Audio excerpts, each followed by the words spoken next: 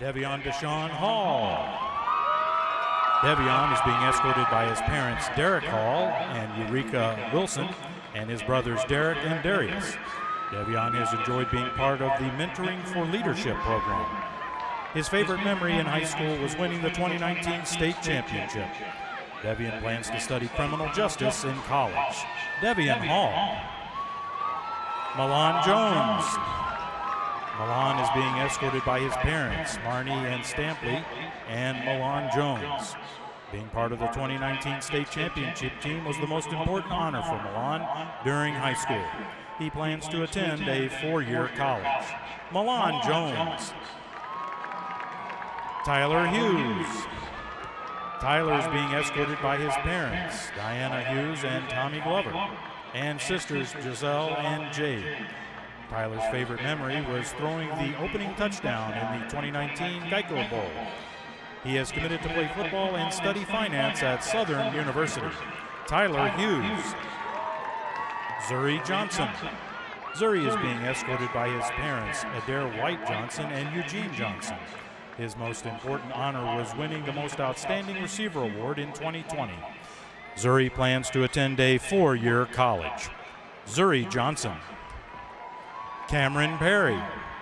Cameron is being escorted by his parents, Katina and Reginald Perry. His most important honor being named Player of the Game this season and being a member of the Future Business Leaders of America. Cameron plans to attend a 4-year university and majoring in sports medicine as well as pursuing his dream to play football at the next level. Cameron Perry. Ellis Reed. Ellis is being escorted by his mother, LaTonya Reed, and Floyd Rockmore. His favorite memory was winning the state championship and receiving his state championship ring. After high school, Ellis plans to continue his education. Ellis Reed. Javon Hamilton. Javon is being escorted by his parents, Janice Jefferson and Alonzo Hamilton. Javon has loved playing football with his group of friends since they were in the 6th grade. Javon Hamilton. Cameron Hickson. Cameron is being escorted by his mother, Kia Hickson. Cameron is most proud of his good GPA, which has kept throughout high school.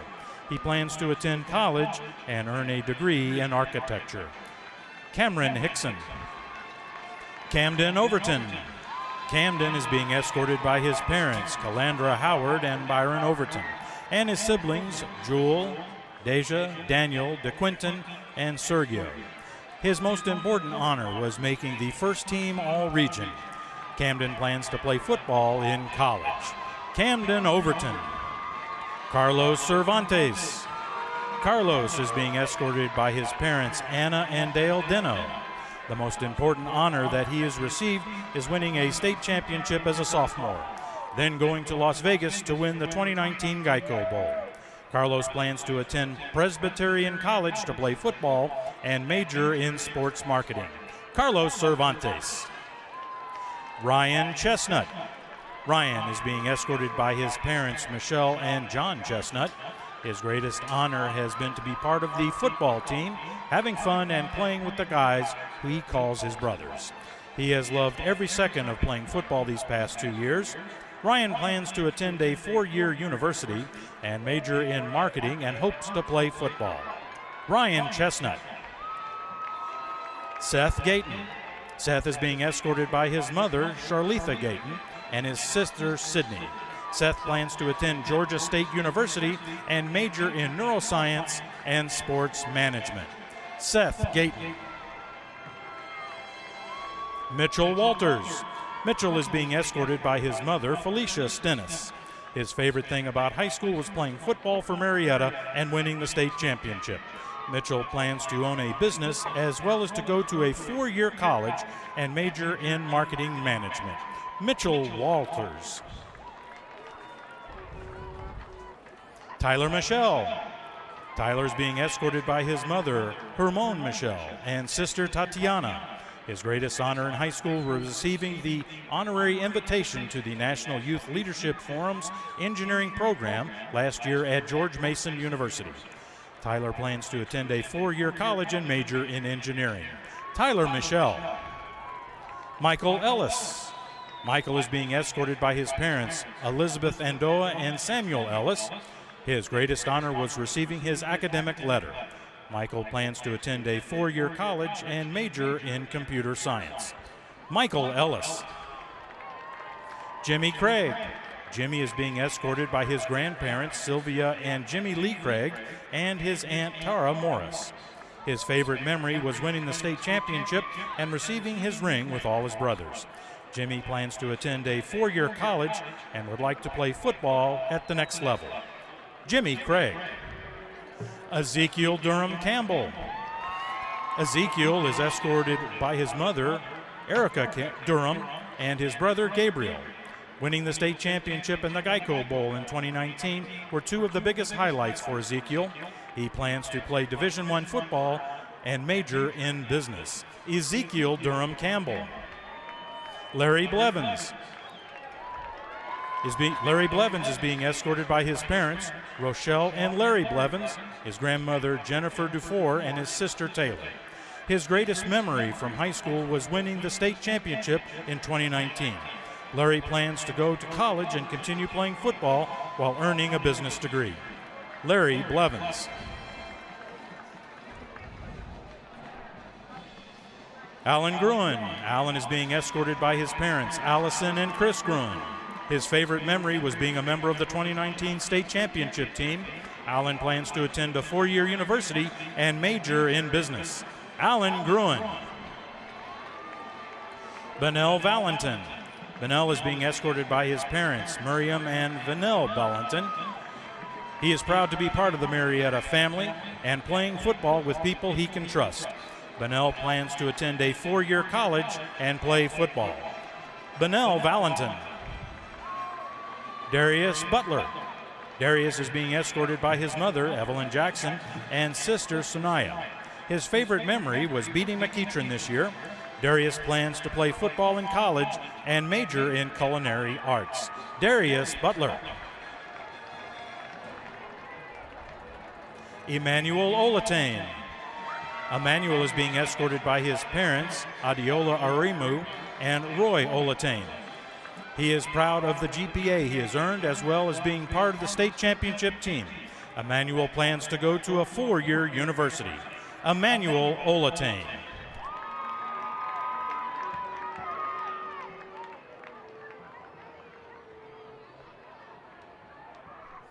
Maurice Brown. Maurice is being escorted by Marika and brother Cameron Brown.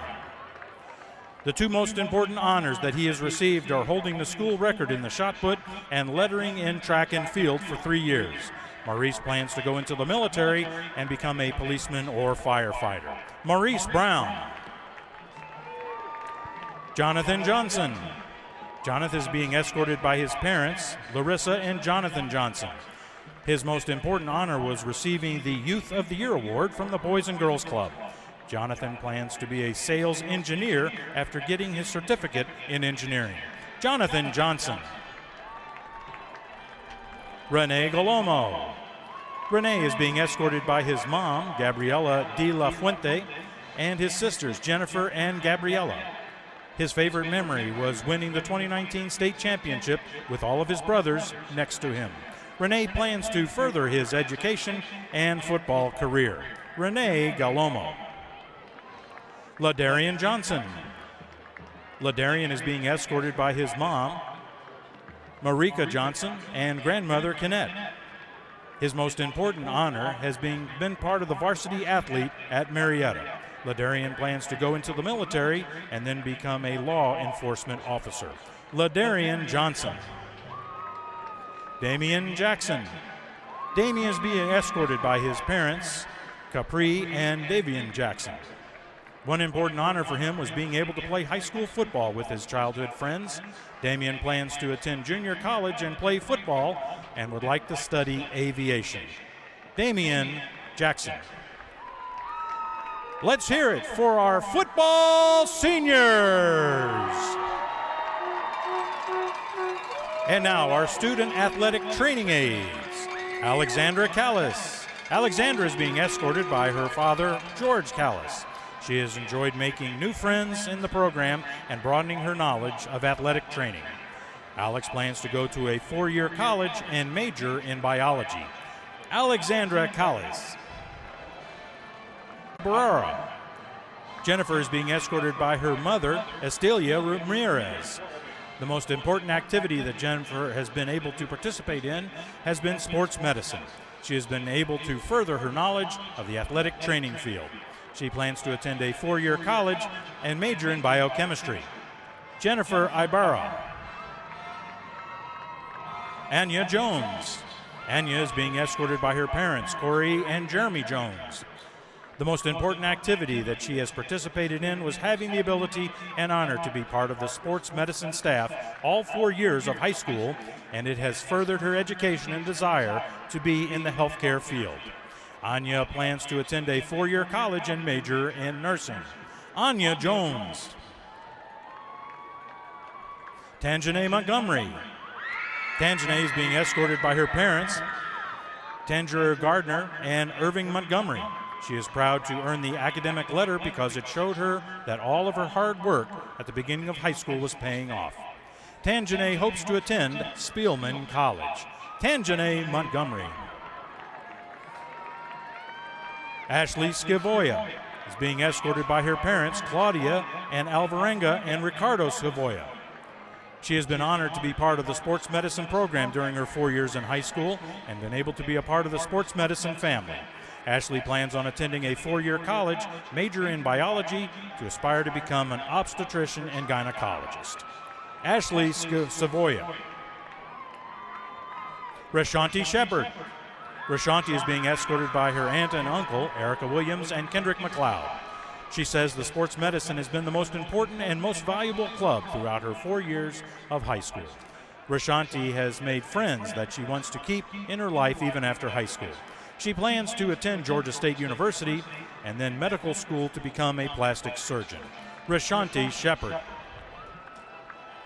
Let's hear it for athletic trainers. And now, our Air Force Junior ROTC seniors. Fatima Badillo, Air Force Junior ROTC Group Commander. She is being escorted by her parents, Leticia Jimenez and Juan Badillo. She has enjoyed attending the drill meets and practices with the best team. Go unarmed. Fatima plans to attend the Georgia Film Academy and become the best editor that Mr. Dempsey wants her to be. Fatima Badillo. Danielle Davern, Vice Group Commander. She is escorted by her parents, Deborah Davern and James Caro. Her most memorable activity was the Air Force Junior ROTC camp that was held last summer and getting to help her prepare the cadets to lead the following year. Danielle plans to major in pre-veterinary science and attend either Kennesaw State University or Berry College. Danielle Davern. Jacqueline Castillo Vasquez, Operations Squadron Commander. She is being escorted by her parents, Abisag Vasquez and Alejandro Castillo. She is most proud of her participation in the Air Force Junior ROTC drill meets. She was part of the unarmed and color guard. Jacqueline plans to work while attending Kennesaw State University and study pediatrics. Jacqueline Castillo Vasquez. And now let's hear it for all our Blue Devil seniors. We will read the cheerleaders, band, and Blue Devil news crews at halftime.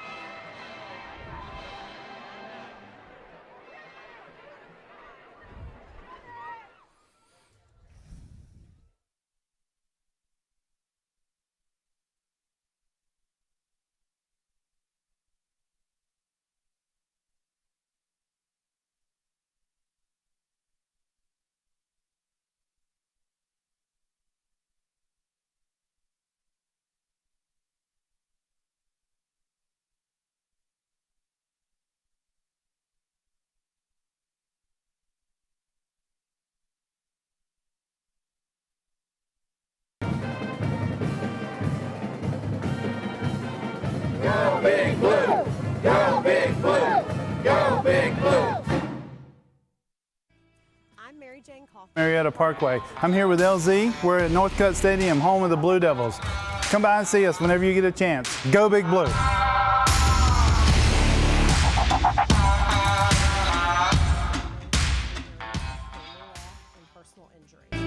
I'm Mary Jane Cawthorn, part of the legal team at Cawthorn, Noren, Owen, and a proud graduate of Marietta High School. We are known as Atlanta's caring lawyers, and we proudly support this community. We're ready to help your family in areas like family law and personal injury. We can help with legal needs related to aging parents, create or update your will, or make sure your estate planning is where it needs to be. Visit AtlantasCaringLawyers.com. Harnessing that aggression into a team effort. Ed Boyles is your hometown team.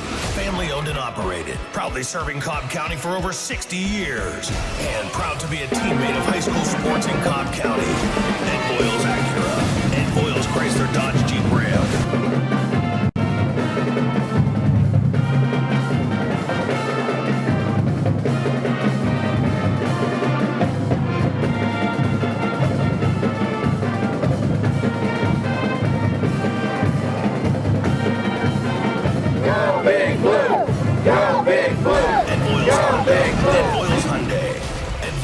Marietta and Ed Boyles Kia of Chamblee.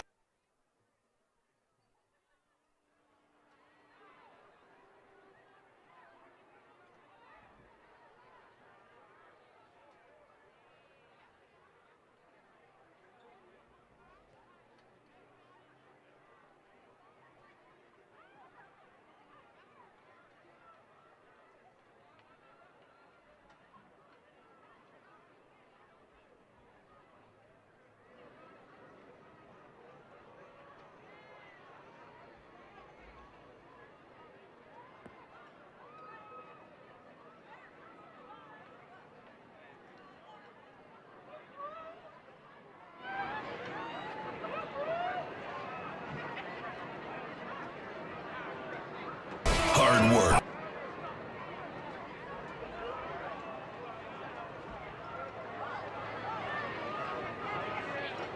Ladies and gentlemen, at this time, will you please rise for the presentation of colors? The colors are being presented tonight by the Marietta High School Air Force Junior ROTC Color Guard. Commanding the color guard and carrying the American flag is Cadet Colonel Fatima Badillo, accompanied by their rifle, Cadet Major Kimberly Alvarado. Carrying the Georgia State flag is Cadet Major Jacqueline Castillo.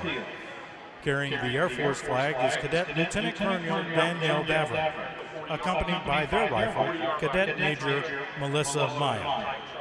Following the national anthem, please remain standing until the departure of the color guard from the field. And now, playing our national anthem, Director of Bands, Paul Marmon.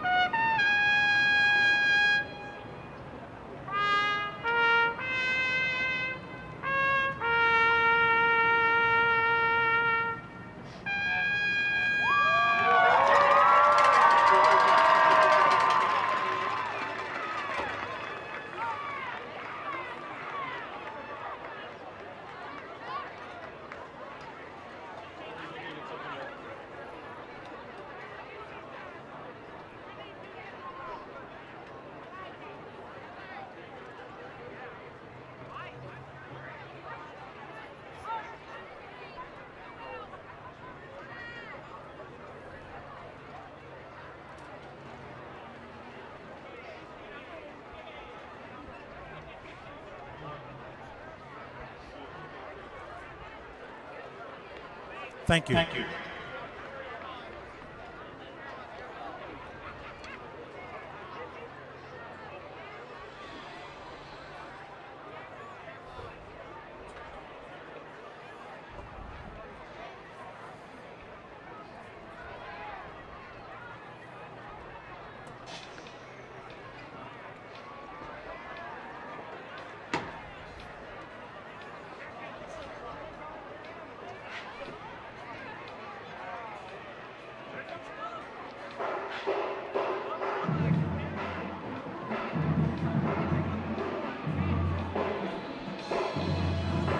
It's a battle for first place in 7A Region 3 on this cold and damp night here in Marietta, Georgia, as the race for the playoffs continues in earnest. Tonight we've got an exciting battle as the number 2 ranked North Cobb Warriors prepare to take on your 18th ranked Marietta Blue Devils. Hi everyone, I'm Jalen Scott along with my broadcast partners Lindsey Melton and Drexel Cook, and welcome to French Johnson Field at the Cut, where it is senior night. And I can't think of a better way to celebrate all of our fourth-year students on the football team, the sportsmen, marching band, ROTC, cheerleading, and film crew with the high stakes and hopefully exciting game of football. Yeah, definitely. I mean, this is kind of surreal. I mean, you're a senior. This is your last hoorah this year. I mean, I've seen you grow quite a bit, seen the program grow on the Mr. Dempsey, and just like what I've seen as a Marietta alum, class of '96. Yeah, I'm aging myself now. I mean, it's good to see this type of progression, not only with the actual football program, but broadcasting, different opportunities, the ROTC, things like that. So, I mean, it's a great night, and congratulations, senior.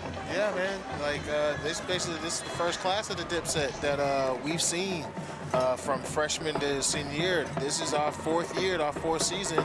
All of the Dipset seniors were freshmen when we started this, man. I remember Jalen was basically a little kid. Tonight's game, referee whole Doug grown Bunker. man. It's crazy. Umpire Bernard Walton. It's been Headline a judge. fun trip, man. It's been a real nice experience getting to know these kids and work with them, and seeing how other schools are biting their style and trying to do the same things that they're doing. I mean, which is good. It's it's all about the kids learning and whatnot. But I just want to showcase that Marietta was the trailblazer, is the trailblazer, always will be the trailblazer. There you go. Yep. But man, fellas, this game today, we have a formidable opponent in here tonight. The North Cobb Warriors, who apparently are ranked number 9 in the nation. Yeah, transfer high. Yeah, transfer high. I mean, they got some really good players there, man. I mean, I don't want to mess no names up, but they got Morissette and Bakke, Groves, Killebrew, and Stewart. Man, there's some nice players, all transferred from Brookwood High School. Yeah, I mean, it's really interesting, because I was under the impression that certain schools on the Ackworth-Kennesaw border didn't particularly care for transfers and transfer students. Well, apparently it seems to be working out in the win column so far, as North Cobb is entering this matchup 7-1. Yeah, and we are 5-3. They are basically head of the region right now. If they win tonight, they secure the region title.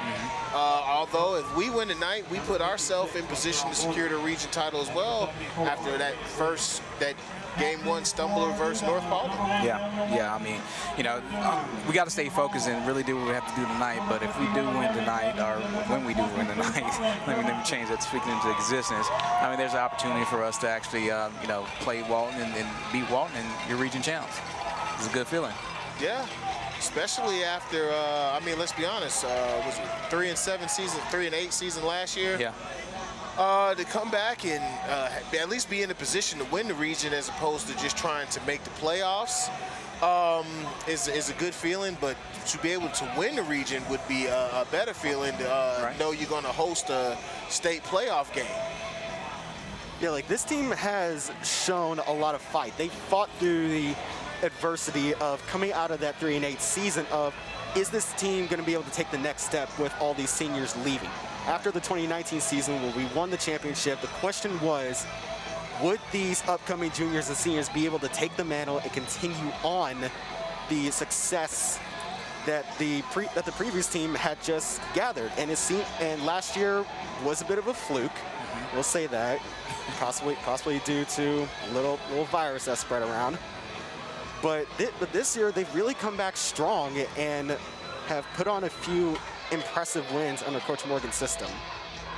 Yeah, no, we've had some big wins. We had a daunting schedule. We talked about it coming into the year, and I do believe that it has prepared us for what is a strong region. But let's be honest, we have struggled against some of the bigger teams, or excuse me, some of the bigger D lines, and so that is really what I'm looking forward to tonight, because North Cobb has a really big offensive and defensive line, and our trench play is really where our losses have been. Is when we have not played well in the trenches, we've lost. We have played well in the trenches, we won. So we're gonna have to play well in the trenches today. Otherwise, Transfer U is going to portal all over us today. Yeah, definitely. I mean, it's kind of like Dr. Jekyll and Mr. Hyde. 1 week we're just doing great in the trenches. The next week it's like not so much. The third week we do terrible. So hopefully we can have that consistency leading into the latter half of the season. I mean, this is it. I mean, like you want to win the chip. That's one thing. You want to win the region. That should be our first priority right now. Yep. You got to get it together. And I mean, this is a very, very tough team. We kid about transfer high, things like that. Hey, most kids are eligible to do what they have to do. That's perfectly fine. But they have some beats on that side of the field, so we really have to step it up today. It's definitely going to be a battle in the trenches tonight. It's going to be a real battle of lines, offensive line, defensive line. That's all where it's going to start. But let's not forget the skill positions. They're the ones that are mostly making the catches, making the runs, making the passes. They got to be able to have that protection in order to pull off those kinds of plays. As a matter of fact, North Cobb coming into this one, they're averaging about 407 total yards per game, split up evenly between rushing and passing. Marietta, we have about 300 passing yards a game, 131 per game on the ground. And that all stems from the offensive line doing their job and the defensive line making a ruckus in the opponent's backfield. Yeah, I'll be honest with you. I'm nervous because this is I respect the opponent. I'm not a big fan of Transfer High, but they're a formidable opponent. There's a reason they're ranked as highly as they are. There's a reason they're ranked 9th in the nation. They only have one loss, and I believe that was to Buford. Yeah. So we gonna have to be on our P's and Q's today, fellas. There's no lie about it. There's no way around it. If we don't play well, we're gonna get smashed. Yeah, we're gonna start fast. We're gonna have to start fast. A couple games we kind of started off kind of flat and got together. We're gonna have to be on our game this entire game with this opponent. It's gonna have to take a whole 48-minute effort here to come away with this one.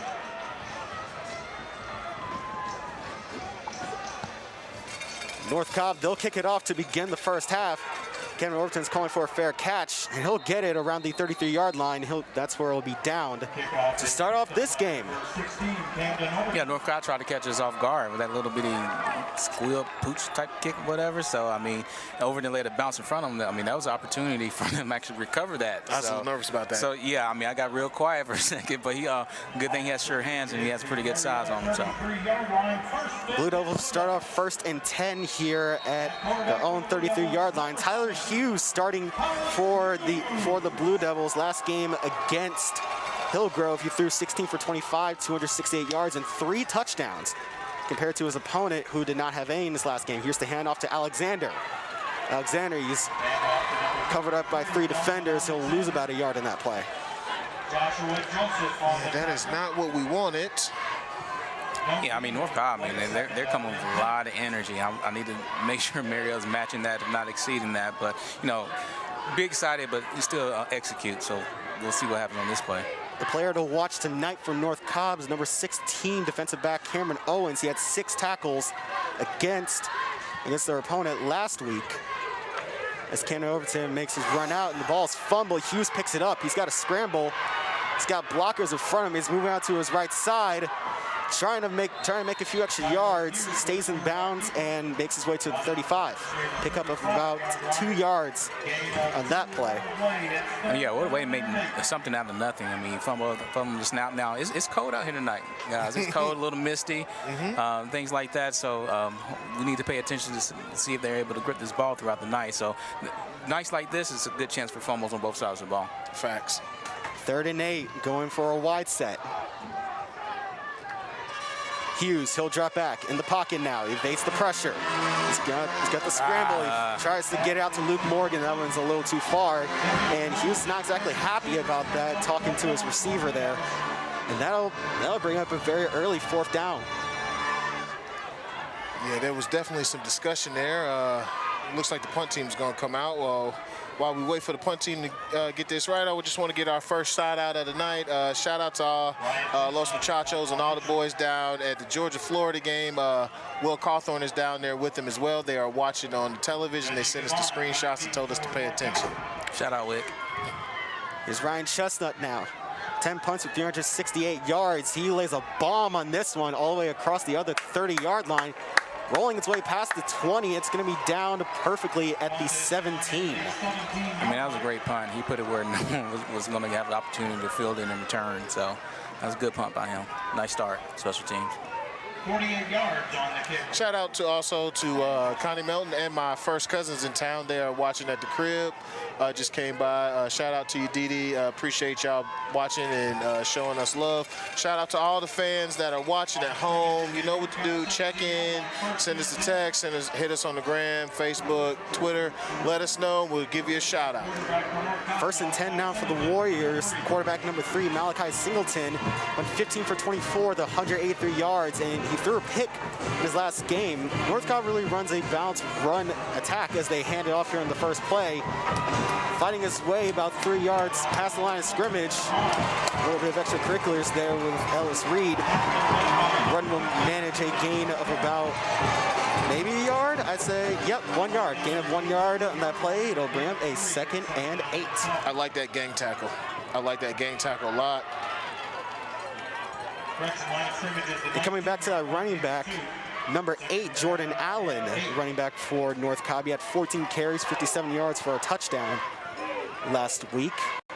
He was mainly responsible for good deal yards, as this is Benjamin Hall running out past the 25, and he'll get the first down on that play. Main tackle there by Carlos Cervantes. Yeah, I want to hear Carlos' name a lot tonight, but I want to hear it as far as tackle for loss, tackle at the line, not tackle, 8 yards down the field. That was a good run by North Cobb and good open field tackle by number 17. It was a good finish on that run, too. Yeah, it was. He held on, though. I mean, he held on and waited for everybody to get there. That's considered a win for a DB. 1st and 10 at the 27-yard line. 3 receivers out the top.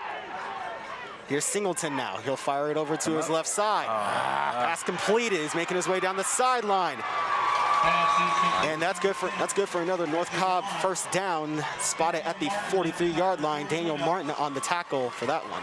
Yeah, we read it. I mean, we just got blocked. It was coming up, and good job by North Cobb, putting that body on us. So we got to figure out how to get around those blocks and make those tackles.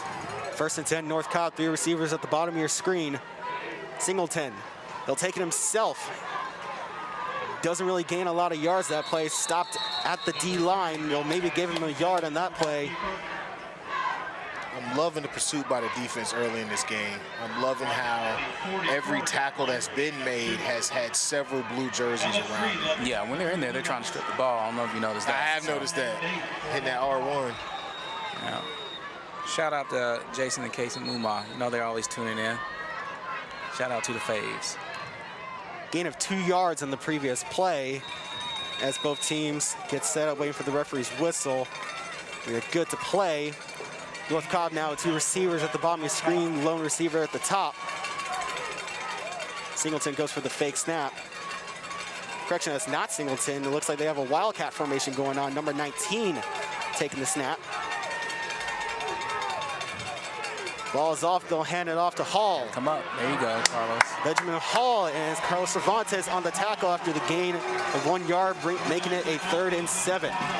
Yeah, and I just spoke into existence. That's what Carlos is going to have to do. I mean, that's a good read by him. More importantly, that's a good job wrapping up and holding on to him. Yes, sir. Like I said, once again, that defense is playing real well. Got another shout out, Glenn Upshaw, former co-worker at Coke. Appreciate you tuning in. 3rd and 10 now. North Cobb has trips on the bottom. Singleton is looking for an audible. Looks like the defense audible too. He's got one now, talking to his line. Singleton has himself set. Playing pretty deep over here. Come up. Motion coming across the side. Singleton will drop back now, fires it out to Hall. Benjamin Hall with it now after reception. And he'll short of the first. Pick up a gain of 5 yards, short of the first down. And he'll bring up a 4th and 2, possibly looking at a go-for-it situation. Yeah, they're going for it. They're going for this. I still think we gave a lot of cushion. We had a lot of room to make up on that little flare out. Oh, they bringing in the jumbo package, bro. All right, this is where we're gonna see if they're gonna man up or not. 4th down and 2. Formation is all bunched up. About 8 players on the line. Big line. QB gonna keep it. Benjamin Hall with it now. He's got the direct snap. All the way outside. Makes his way to the right side. That's good for the first down. That was too easy. Yeah.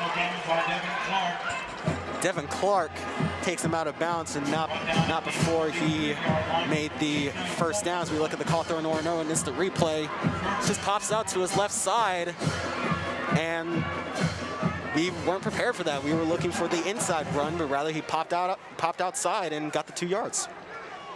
Yeah, we got to be more disciplined on the outside there. Yeah. 1st and 10 now. 2 receivers at the top of your screen, lone receiver at the bottom. Here's Singleton. He'll hand it off to Benjamin Hall. Hall, he'll gain maybe 1 yard, maybe not enough to move the box as he stopped at the line of scrimmage by our defensive line. We are doing a very good job on 1st down and 2nd down, rallying on these runs and holding them to minimal yardage. And we've got to stop these 3rd and 4th down conversions. That's the first 3rd and 4th down conversion. Correction, the first 4th down conversion North Cobb has made. They're 1 for 1 on that. 2 receivers at the top of your screen. Here's Singleton. He'll fake the handoff, firing it over to the right side, and it's caught. Fumble at the 15, and it is recovered by North Cobb. However, let's bring it back. We do have a flag on the field at about the 38-yard line. The pass was caught by number 10, Reggie Given, senior wide receiver, which he did fumble and then recover. However, this one might be coming back. Here's the Cawthorn Oronoan instant replay. Legal man downfield. And the penalty is an eligible man downfield on North Cobb. There's a 5-yard penalty for you can't do that. You can't do that. And shout out to all the folks watching at home. Got another text. Will Cosby, appreciate the love. Swamp Thing, not even Blue Devil graduate, just supporter of the program. Good friend of mine that watches pretty much all our games. He's a Blue Devil. Yeah, like I said, we got some adopted Blue Devils, you know, just from people that know us and love us and just want to support, so we appreciate it. Yeah, we seriously appreciate all the support and all the views we've been getting on these live streams. It takes such an incredible amount of work to pull these things off, and we appreciate every last viewer. Come up. So Singleton, the quarterback keeper, there you go. stopped at about the line of scrimmage. Carlos Cervantes on the tackle there. There you go. Speaking of the hard work y'all do, shout out to the Dipset, man. Y'all do a great job. Like I said, there are other schools who are biting your style now, trying to do what y'all do. This has been just a tremendous body of work that you guys have put together, and I just want to let you know how much we really do appreciate the work y'all put in. Man, I greatly appreciate that. We started this whole thing in 2018 when I was a freshman. Yeah. Essentially, you can call me a pioneer of all this. And I created the name Friday Nights at Northcutt for our stream, so ain't nobody can take that from me. Facts. 3rd and 13 now for North Cobb. Here's Singleton, a fire over the right side. That one is caught. His knee was down. His knee was down. Yes, sir. However, his knee was down at the 40. That player will be spotted dead at Marietta's 40-yard line. Bring up another 4th down situation, 7 yards to the line of game. Looks like they're going for it, too. Disrespectful. Yeah, I was about to say, they have no respect for the Marietta defense. They got to earn some respect on this play here. Yeah. Respect is earned, not given. 4th down and 7. They have trips on the bottom. He is wide open. He is wide open. Come over. Missing a receiver, and there's a false flag. start. Oh, we lucked out on that. False start. What is going on there? Yeah, 12 was wide open, and 12 was trying to tell people 12 was open. Yeah. But, I mean, 12 should have been going over. Oh, that's 10. 10 was wide, and he got 42 catches for 536 yards with 5 TDs. He ain't the guy you want to be leaving open. Yeah, or in that case, I hate to say it, you need to call timeout for the team. Seriously. Why are we running all these people on and off? North Cobb has a punt team out. Ooh, we almost got that. Line drive, and that one is was picked up. So he's making his run, bouncing out to the left side, and he is tackled by Zakaria White. Hey, I'm gonna be honest with you, we lucked out. We had too many men on the field. He did not get off the field before that snap. Ooh. That's why I was saying, why are we trying to run all these people in and out? Sometimes here's a couple of over and over replay. I mean, you're not seeing the individual who didn't get off the field, but you know, they're rushing. I mean, and you got the big guys trying to get out there. You just got to keep the little guys out there and just say, hey, we need a fair catch. Yeah, just fair catch it.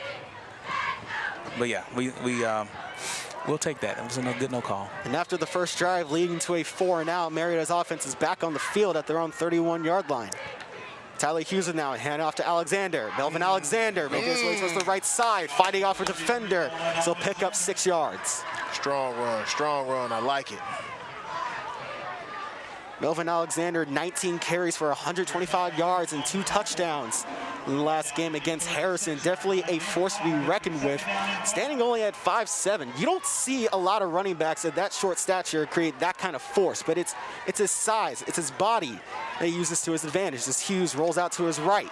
Hughes trying to shake off some defenders. Takes a man head on, and he'll go down about a yard behind the line of scrimmage. He had no passing options, so he just had to run it. Yeah, it's going to be count as a sack for the defense. Yeah. Down at the 35-yard line, loss of 1. Like I said, it's the first sack. Technically, that would be the first sack counted for the defense. Loss of 2 yards. That players were faced with a 3rd down and 6. So you have 2 receivers at the bottom, lone receiver at the top, Mathis. Tyler Hughes, empty set. He'll drop back, fires over to Melvin Alexander. He's got the first down. He's taken out of bounds just short of the 50-yard line. And that's good for another Blue Devils first down. I mean, that was a good job by Melvin. I mean, when you're wide open like that, that's when you tend to drop things. Yep. Good job catching, securing, and getting us a first down. Yep, he is. Alexander has been great tonight. That's the reason we call him Alexander the Great. He has been an intricate part of this offense all season. As we bring up the Cawthorn Northern instant replay. There it is. Alexander's just wide open, and he's able to get that first down to continue trucking on for more yards. Here's Melvin Alexander to the handoff, and he slips and is down at about the 49-yard line. The field conditions here are not exactly ideal. It has been raining on and off for the past couple days. It has just been relentless, and also with the plunging of the temperatures as well. Yeah, I mean, it's a good thing we have turf. Is it called turf these days? Yeah, no, it's turf. Yeah, okay, so good thing we have this turf. I mean, imagine if we didn't, how muddy it would be. Oh, yeah, right that'd now. be ridiculous. So It's even been with raining all day. Yeah, even with the turf, there's going to be some slippage. But you know, it's funny. I didn't realize it's actually raining now. Yeah. Shout out to Tina Taylor. You can barely see it on the camera, but it definitely is. Not exactly pouring, but it is. Oh, you got to. Oh, come on. Hughes with the now. Take it over his Oh, right. nice. Right over. Christian Mathis. Caught, wide open. Steps out of bounds about the 30-yard line. That's good for another Blue Devils first down. Caught by number 6, Christian Mathis. Good catch. Good job by Tyler. There was definitely some pressure. Big boy came right up the middle, tried to crush the buildings. And he just, I think it was the center of the guard, gave a really good effort on that block, and gave just enough for Tyler to find a man. Tyler Hughes now, 1st and 10. He'll hand off to Alexander, punching out to his right, the tackles. And he'll be down about the line of scrimmage by that North Cobb defensive end. So this is what we need. We're getting some movement on the offense, and we got to do that to keep the defense off and give them some rest because they're on the field for quite some time. Let me give a shout out real quick. I think we were kind of over talking each other a little bit. Shout out to Tina Taylor. Thanks for tuning in. She's always repping the Hampton HBCUs. We see you, Marietta grad. 2nd and 9. Now as Marietta goes for a trip set, top of your screen. Hughes with it now. He'll drop back. Looking for a man. He's looking to his left side. Fires it over. And that one's caught. Cameron Perry trying to make a move. He's got more than enough for the 1st down, keeping this drive going. I mean, that was a great job. I mean, he had all day. But then he also displayed the strength of his arm. I mean, that was a long throw. Just the Cawthorn Northern instant replay. Tyler, you see, he looks over to his right side, then he finds Cameron on his left. Wide open, nobody's covering. And he tries to make a little move, shake off 2 defenders, but to no avail. He's got the 1st down anyway. Yeah, he was in 3rd or 4th read. He's got 3 receivers on the far side. Melvin Alexander with it now. Horse collar. He's brought down behind the 15-yard line. Potentially no call on the horse collar. How is that not a horse collar? He literally pulled him by his collar. We might have to see a replay on that one to determine if there indeed was grabbing at the horse collar. Here on the Cawthorn Northern. Let's take a look. Look at this. And top of the jersey counts, by the way. It wasn't in the collar, but you can't grab him by the jersey and pull him down. Close wide set now as Wide Hughes open will again. fire it over. That's caught by Overton. Makes a gain of about 4 yards in that play, being the 1st read of Tyler Hughes. That looked like a touchdown saving tackle, I'm gonna be honest with you. It was. It definitely was. Well, speaking of Camden Overton, he's definitely a player to watch in tonight's game. As last game against Harrison, he had 7 receptions, 163 yards, and a touchdown. And looking at his overall stats, 45 receptions, 704 yards. The second most receiving yards on Marietta's offense. And he's a tight end. Yeah, he's a big target. Hughes, he'll take the ball. He'll have to scramble, tries to make a move to shake off a defender. It works, but he's down. We gotta let those go. We gotta throw Yeah, you gotta throw that ball away. Now, this is going to be an interesting situation here. Are we going to try our special teams or are we going to go for it? You know, special team has been kind of Achilles heel for us this year. It'll be interesting to see what Coach Morgan does here. I think Coach is going to go for it. Yeah. I mean, you're faced here with a 4th and 8, deep in North Cobb's territory. Why not give it a shot? Even if it's short the 1st down, you'll at least get them within their own 20. Didn't they put 70 on Hillgrove? I'd say about that. Actually, look, that was an incorrect score. They had to refix it. They had to fix that. Wide open set. Hughes is looking deep. He's looking for Perry. Where's the pass interference? And no flag there on what could have been a pass interference. He just pushed him. But the thing is, not catchable? No, it wasn't that it wasn't catchable. I thought it was pass interference, but he was looking back at the ball. But it doesn't. Here we are in the Cawthorn Northern Owen is the replay. Here's Hughes now. He's looking over to his right side. He knows where he's getting. He knows where he's looking, and he just overthrows that one. And it looks like it might have been incidental contact with number 20, Caden Trotter there, the sophomore corner, to potentially kind of not get a pass interference call on him, because it's not like he pushed him. Right, yeah, no, that's what I'm saying. He was looking back at the ball, and basically we got a long punt out of that drive. Yeah, I mean, that was legit, but we're Marietta. We wanted to pass interference. Here's Singleton now. He's looking to his right side. Breaks away from a tackle. He's still on his feet and gets to about the 40-yard line. Where was the left side of that line? I don't know. Thanks for the other defender. Called the sideline. We needed him. Because he was about to he was gone. They'll rule Malachi Singleton down at the 31-yard line. That's good for another North Cobb 1st down. Okay, so he went out way earlier. Okay.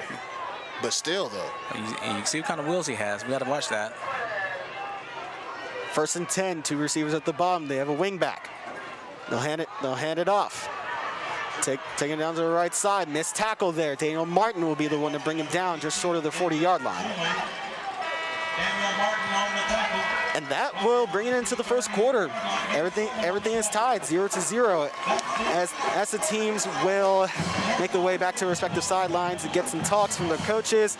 We'll be right back after this short break.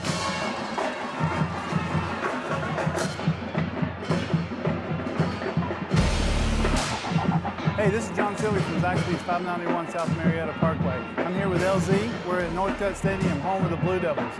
Come by and see us whenever you get a chance. Go Big Blue.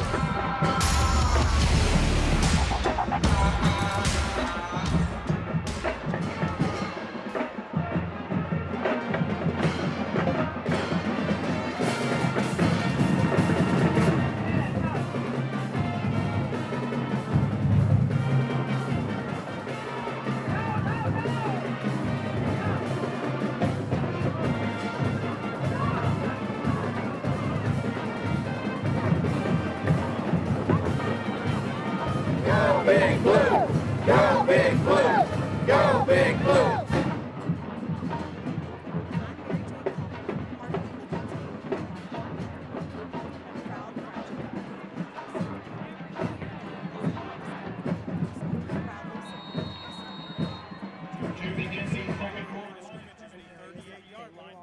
Second down and 3. We can help with legal needs related to aging parents, create or update your will. All right, welcome back, football fans, to Friday nights at Northcutt. As North Cobb still has possession of the ball into the second quarter. As this one's handed off past the 45-yard line. It's good for another first down. Coming back from our commercial break. Yeah, I mean, that was a good run, tough run by them, first down. Daniel Martin, another North Cobb player, kind of had a little bit extracurricular out there on the sideline, so it'll be good to kind of watch that. They've been a little chippy back and forth, which is expected. This is a big game. Rivalry, I mean, is it a rivalry game? I don't know. I don't think so. Wasn't for us, but big game. A lot of these kids know each other. I mean, it's a little different from when we played. I mean, everyone knows everyone these days.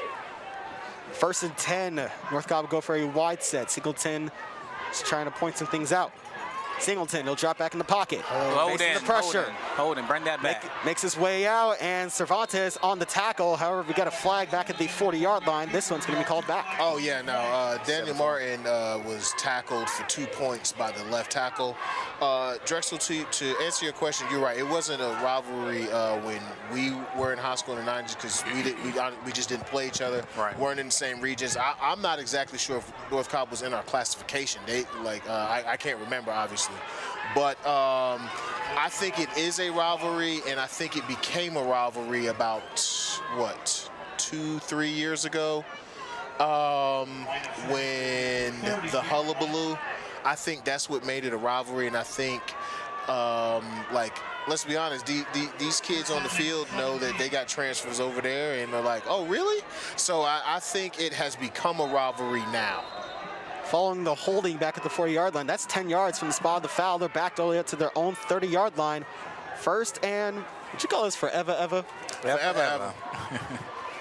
1st and 27. North Cobb trips on their far side. They'll make a quick pass over to left side. Jace Arnold trying to bring him out, and Ellis Reed is the one who finished it off. Ellis Reed, the senior linebacker. That's way too many yards given up on that first down. I know, like you said, it was first and forever, but now it's second and not so forever. So I like Jace Arnold has had some really good tackles on this drive, but they've been too far down the field for my liking. Yeah. 2nd and 16. Wide open. Fires over to the right side, and that is Devion Hall on the tackle there. Again, another nice tackle, but look what we went from first and forever to third and very manageable. Samuel Mbake making the 10-yard reception there, another senior wide receiver for this North Cobb offense. So we are here 3rd and 5. Singleton is looking for an audible. If guys relaying it to his line. 3rd and 5. Singleton now. He'll carry it himself. Come up. There we go. Thank you. He slips on the turf and down at the 48. Like I said earlier, you really can't see it that well on these cameras, but it is raining out there. It is. I didn't notice it until the lights. Till like when I looked up at the lights is really when I can see the rain. Yeah, the turf is still incredibly slippery. As a matter of fact, you can probably see it on the little RoboCam we got here in front of us right now. That rain just coming down here on the field. It makes the field incredibly slippery as North Cobb bring out their punt formation. Solid punt on this one. This one might go all the way for a touchback. No, that's a good no, punt. it's short. Ooh. It's short of the end zone, down at exactly the 1 yard line. However, there is a flag all the way back at the 47. We're going to have to bring this back and redo that. So that was a great punt by them, though. I'm not sure. I think it may be a personal foul. While they discussed that, Drexel and I, we were talking during the break. Want to give a very special shout out to a Blue Devil that we know is actually not watching right now because he is very busy. Maybe not busy at the moment, but he is in the World Series. Mr. Dansby Swanson, the Braves' very own Marietta High graduate, who is in the World Series. So shout out to Mr. Swanson, and it is with a heavy heart that I give a shout out, a very special shout out to Atlanta's own Javita Moore. I'm not even gonna lie, I've been sad all day about it. I feel the tears in my eyes. I mean, we pretty much if you either grew up with her or like you've known her, like it's just we lost a great one today, and I am so sad that Javita Moore lost her battle with brain cancer today, and I'm just beside myself, and I know that all of Atlanta is with me. But shout out to you, Miss Moore. We really miss you, and we love you. Yeah, definitely rest in paradise. You know, she impacted a lot of individuals, and it's great kind of seeing those stories. Sad day, but great seeing all the stories and all the impact she had. She had a very far reach. While the referees were discussing, they called a personal foul in North Cobb, so they will redo the punt. This one's a little bit of a shank the line drive out to right. This one will be down at about the 35-yard line. Very good field position for the Blue Devils, even though it has not shown on the score sheet yet. Yeah, that was a very fortunate penalty for us. You know, that's a huge change in field position for us there. It's a 35-yard or 34-yard penalty. That ended up being a 34-yard penalty because we went from the 1 to we on the 35. Good job. Yeah, I hope it was worth it. Now we need to capitalize. 1st and 10 Blue Devils. They have 2 receivers at the top. Hughes will fake the handoff. He'll take himself going up the middle. He'll be stopped about a yard past the line of scrimmage, swallowed up by North Cobb's defensive line. Yeah, Transfer High's defense is very good. Number 56 is huge. Yeah, he's a beast. Yeah, that's the big boy they brought in on the D-line. I mean, that kid is massive. Latrell Bullard, nose guard, defensive tackle, senior, 6 feet 2 inches, 315 pounds. I believe every bit of that. I'm pretty sure he was listed unrestricted when he was playing youth ball. It's the flare out to Camden Overton. He's very violently brought down around the line of scrimmage. Violently might be exaggerating a little bit. No, I mean, he bent. I don't think your body's supposed to bend that way. I'm glad he got up. I'm gonna be honest with you. Yeah, it was like nothing dirty about it. I mean, they gang tackled him. Yeah, they swarmed on him. But I did not like the way he bent. No, you could describe that as violently and be accurate. Definitely was not a pretty tackle to watch, as something could have gone incredibly wrong there. And that looks scary, I ain't gonna lie. And heaven knows how bad those things can end up. 3rd and 9. We have trips on the bottom of your screen. Tyler Hughes. What's up? He's got a bit of time. He throws into double coverage. That one's incomplete. Intended receiver was Jason Arnold. Correction, that's Camden Perry. Well, I mean, look at them chirping out there. Okay. Listen, okay. North Cobb DBs are very good. Marcus Groves Kilbrew is committed to Georgia. They've got some players on their defense. Joshua Josephs is choosing between Tennessee, Michigan, and Andre Stewart, who's cornerback number 1, is committed to Kentucky. You know, like I said, they got some players, you know, that transferred in. Woo, I'm glad we got that punt off. Fair catch called by Transfer High. Another shout out, Jillian Horsey, who is a teacher at in the Marietta school system at the elementary school. Shout out to you. She's watching the game. Appreciate the love. Shout out, Jillian. Sir, this has been a very defensive game, and I'll be honest, this is something a lot of the pundits probably would not have picked. I mean, so far, obviously, it's only 8 minutes left in the second quarter, but I mean, this is 2 high-powered offenses, and so far, it's been the defenses that have been on display today. Yeah, it has. I mean, but we have good players on both sides of the ball, so now you're matching athlete and athlete, and I think both sides are actually doing a very good job on defense. Offense on both sides, still trying to get their bearings. They came out a little triple stack. And, yeah. Oh, wow. You saw that. He had a big body. He was shielding. Yeah, he just bodied him up. Yeah, that was a good pitch and catch. You got, like I say, you got to give credit where credit's due. And that's Morissette. That's going to be his, looks like 31st catch of the year. He's got 550 yards and 7 TDs. One of those talented transfers from Brookwood High School, who now plays at North Cobb. I wonder what's with all the Brookwood transfers. I mean, kids move around, you know. Some of them 4 schools in 4 years. Fair enough. Mbake? 1st and 10, 2 receivers at the top, lone receiver at the bottom. Singleton will carry it himself. Fighting his way through multiple defenders, he'll get down to about the 30-yard line, pickup of about 7. And just for the record, for those at home, I don't have any problem with transferring. If that's where you go, whatever. I just find it funny that people who had problems with transfers have 17 transfers on their team now. Ain't that just hilarious? Second and 3, you got trips on the bottom of your screen, 3 receivers. Singleton's looking towards left, completed. Yeah, that's good. That's good for another 1st down. 2nd and 3, and we 17 yards off the coverage. I mean, I don't like that. I know you don't like that. So they're taking what we give them. I mean, if I was North Cobb, I would just do the same thing. I would just keep running 5-yard stops and just keep catching, keep marching down the field.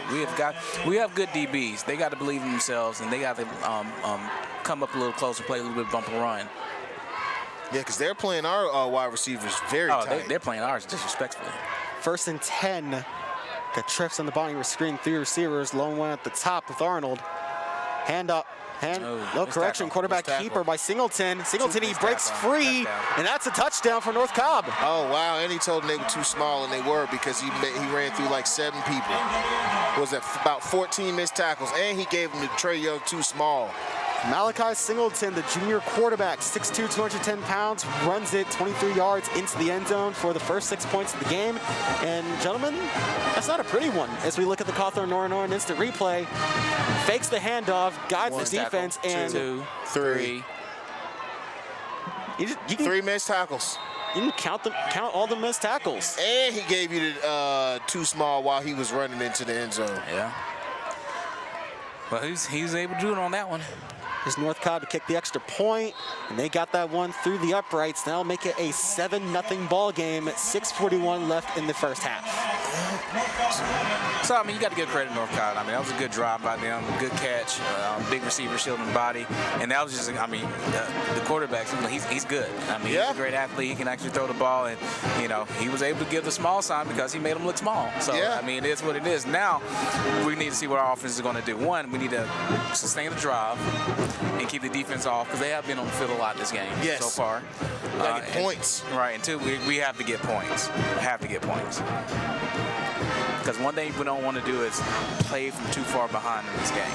Yeah, no, I mean, let's be honest. The team is too good to try to overcome a big deficit. Like I said, I mean, let's be honest. The defense have both been playing well. this may be a final score 21-17, 17-14 game the way it's going. So we got to get the points where we can. Shout out to the student body out there braving all this weather. Yeah, no, they stay crunk down there. Yeah. Javier Morales, number 93, is set to kick it off. He's gonna pooch it. There you go. High kick over to Overton, calls for the fair catch at the 29-yard line. That's where the ball will be spotted for another Marietta offensive possession. Now the first couple offensive possessions either led in a three and out or a failed fourth down conversion. What do you think Morgan is down there telling that offense right now to kind of get their heads back in the game and actually play up to their level? Execute. Play like you know how to play. We haven't done that yet. You can kind of tell there's a couple broken down plays. Not sure where that is. That's a mental thing. So execute, run the plays. You know the plays. You got to believe in yourself and be consistent. Yeah, he might be saying it in a different way, a little more fiery though. 1st and 10. Nice play action. Fakes the handoff to Alexander. Fires it over to Cameron Perry. Cameron Perry makes the gain of 2 before he is pushed. All right, we got to stop being cute. We need to just run. I agree. But, I mean, we did get 4 yards on first down there. Could have had 7. But, yeah, now he's got to get up the field. Put your head down. Here it is on the replay. Here it is, the play action. Now watch. Makes the catch here. And he has a block. You got to get upfield. Just go upfield and run through 17. Yeah, maybe I'll be a little hard on him. There was 2 guys there. Replays don't lie, do they? My bad. All right, as we go 2nd and 7. They gave him 3 yards in the previous play. Tyler Hughes will drop back in the pocket. He's got some time. He's got open space. He's going to take it. There you go. He's going to take the ball, tuck it in, and run it. He might be short of the first, and looks like they might spot him. Waiting for the official signal. First down. And Tyler Hughes picks up a first down. I want to shout out Alexander the Great on the great blitz pickup on that run. The reason Tyler was able to pull that ball down and get that edge is because that blitzing outside backer came through and Alexander the Great stuffed him in the hole, allowing for that run. Great pass protection and blitz pickup by Alexander on that play. It's definitely a really good play to set us up for another 1st and 10 as Hughes. Throwback. Ooh, he read it too. Screen. That ball's popped out. Fall on it. And Emmanuel Oletain falls on it after Perry dropped after a huge hit from a North Cobb defender. Did he even have He's a little shaken up. He had that ball, honestly. They're saying he did. They did have possession before fumbling it. Here's the Cawthorn Northern the replay to give us another look. Hughes moving out to his right. He'll move back over, pass it over. Oh no, to Perry. He definitely had it. Definitely had possession and good hit. Good job, 5'8". The recovery. That's very good field vision by Emmanuel Oletain, the offensive tackle, who saw that ball and went, I gotta go get that. I'm glad he jumped on it and didn't try to pick it up and be cute with it. But it is now 2nd and forever. 2nd and 22. Got a wide set. Hughes, he's dropping back. Ooh, pressure is collapsing on him, and that's going to be a sack. Third sack led up by this Marietta offensive line, as it's number 99, Tavis Pace, the senior defensive end, making it the tackle, making the play to set us back even further in our own territory. Now we bring out the punt team, who has struggled all year. I don't think that's punt. Hughes is still out there. Oh my God, I forgot it's third down. Oh my God, it is 3rd and 4 years. I'd say about 3rd in a country mile. Yeah.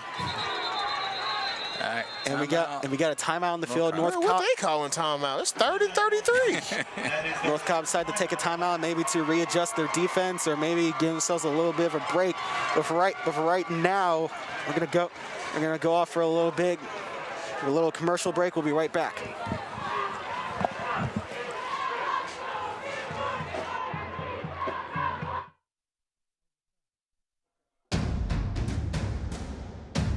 There's something special about Marietta. There's something different about Marietta. Marietta is better. We love living here. Our parents can help you finance or refinance your dream home. Call Affinity Home Lending today. Go get Brown!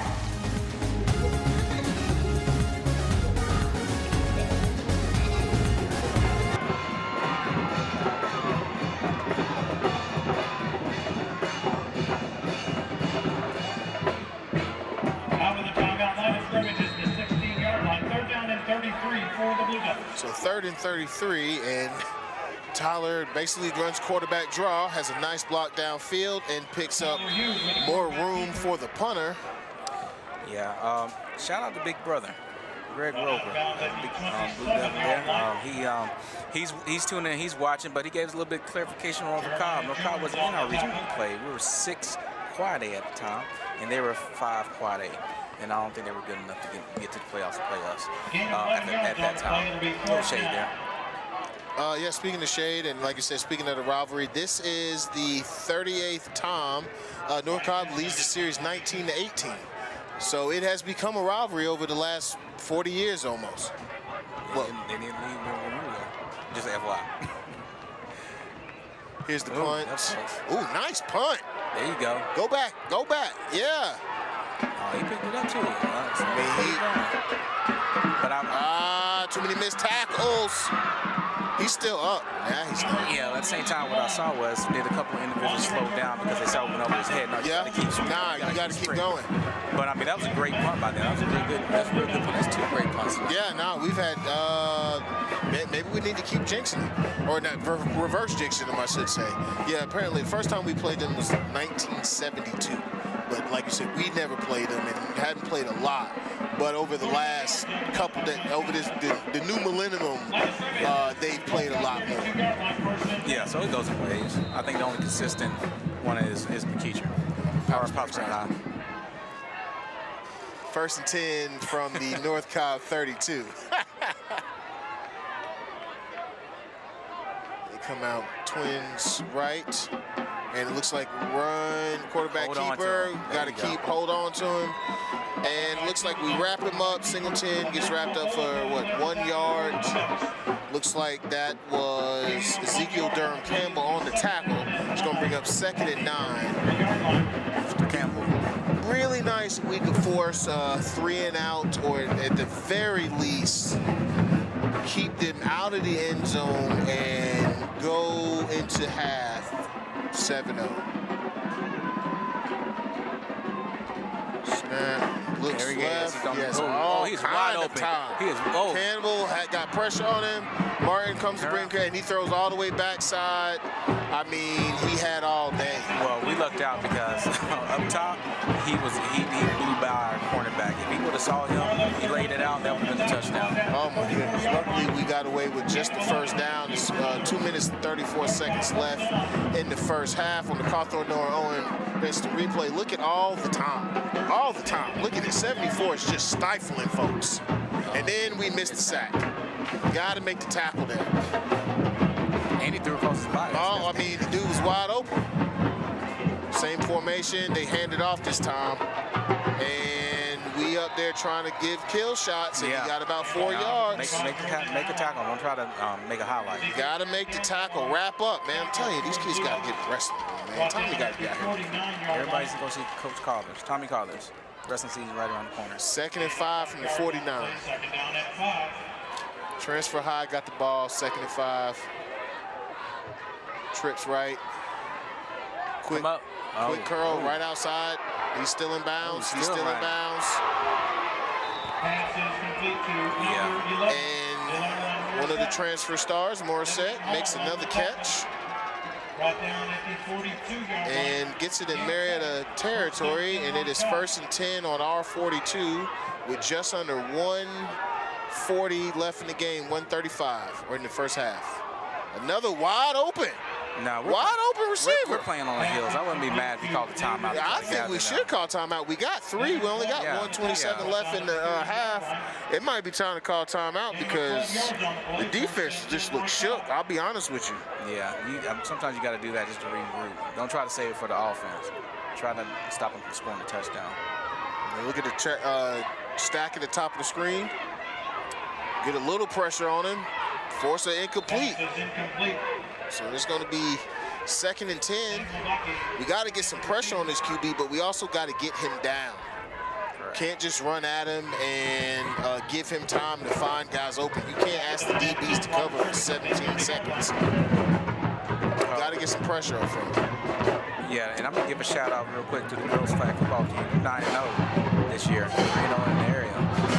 4 more regular season games, so if you have an opportunity, go check them out. They're balling. They got a chance to win the title. Yeah, they're making folks quit at halftime. Ooh, oh, my goodness. Turn around. Didn't find the ball. Didn't find it. Mbake, one of the transfer stars, catches a touchdown and gives Transfer High 13-0 lead with 1:12 left in the first half. Yeah, I mean, unfortunately, I kind of saw it. Oh, goodness, he was wide open. Well, I'm just saying them scoring. Just because of defense, it seemed like we're playing on the back of our heels. Not getting much pressure. They're going up-tempo. We're not getting pressure, and the guys up front are tired. Yep. Sometimes you got to regroup, but hey, Coach Morgan knows what he's doing. But out a couple times. Body language was terrible on that drive. Fortunate enough, looked like Josh Smith out there. Yeah, I wonder what Coach Carpenter was at. Oh, goodness. Let us know. Let us know, Will. Yeah, let us know. We know you're watching. Would you have called a timeout? With 1:12 left, let's see if we can get it back, get half of it back here. There's plenty of time for Morgan to draw up, but it will come down to the offensive line holding up because I expect Transfer High to bring pressure. We do have those 3 timeouts, so we'll see what we can do. But like I said, this is a good team. They are too good to get down by much more than this. Oh, that's right. Well, we should get good field position. Because they got the D tackle kicking the ball again. 93. There's that pooch kick. Fair catch.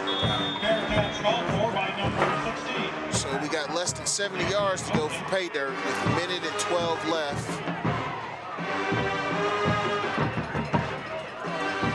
And what is that? On the 32-yard line.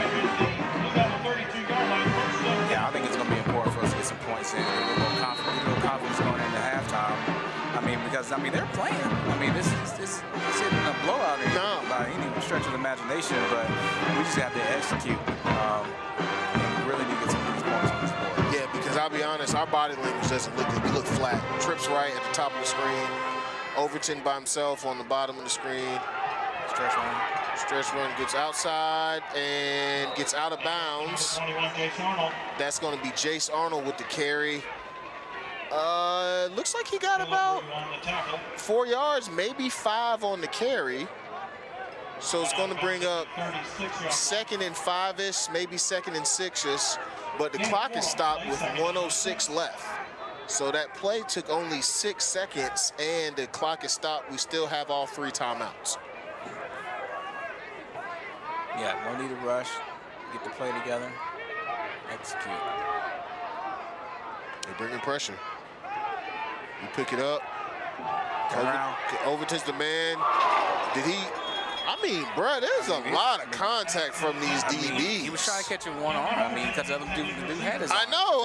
I'm saying, though. I thought he was about to shoot. Hey, look, the ref talked. Hey, you know that was pass interference, right? I don't see how it wasn't. They were holding hands like they were going steady. You can't do that. You can't grab that man's arm like that. That was a whole arm drag. So it brings up 3rd and 6 with 1 minute left in the first half. The Looks like we going jumbo package. Tight. And we fake the handoff and keep it. Ooh, Tyler makes a move, makes another man miss. There you go. Cuts it all the way back. Oh, you got to turn to make that block. That was a very nice tackle. I have to give credit where credit was due. That was a very nice tackle by that transfer high outside linebacker. Look at this. Cuts it outside. Whoopsie. Whoopsie again. And then, oh, right there. Good blocking, and then just, I mean, good job. Just get through. That's by their star D lineman, Josephs.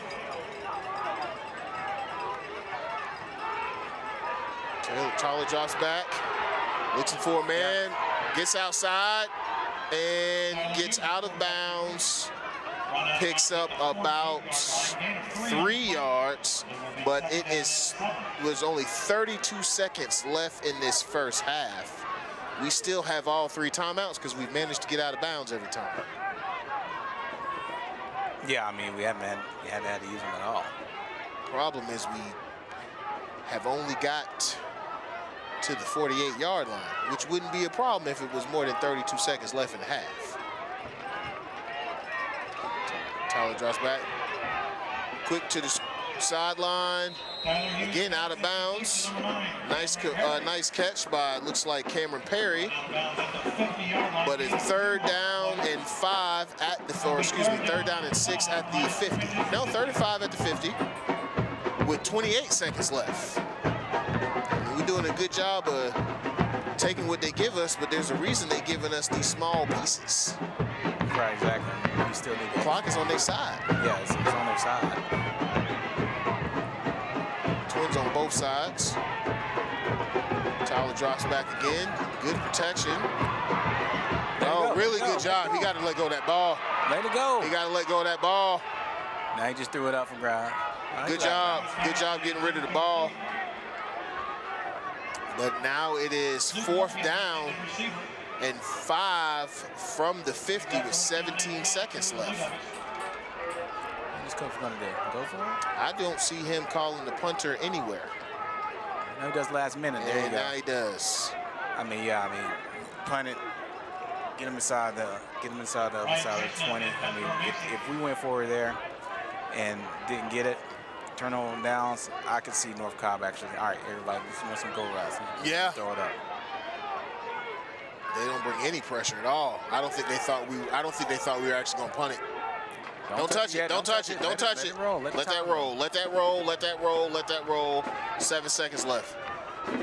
Oh no, they still 5. We got 2 extra seconds out of that. Yeah. So I expect victory formation. I mean, they may run a play just to see what they get. They might run a little something up the middle. Hey, get tackled, get tackled. If you break, you break. We gave up one like that a couple weeks ago. Yep.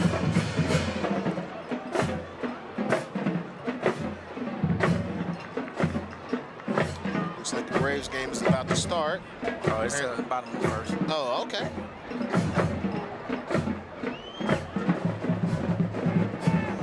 Let's go, Bravos.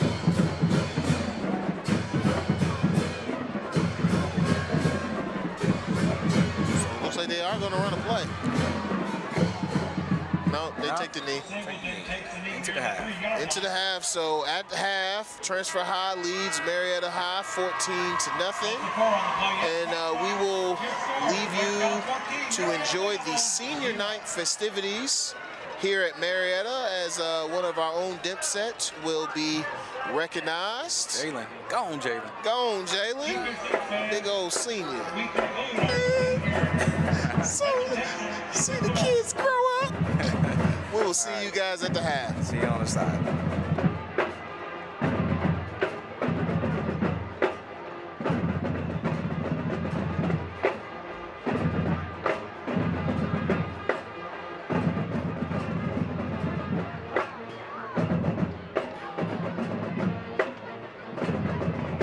Hard work, sweat, determination, performance, anything else is great.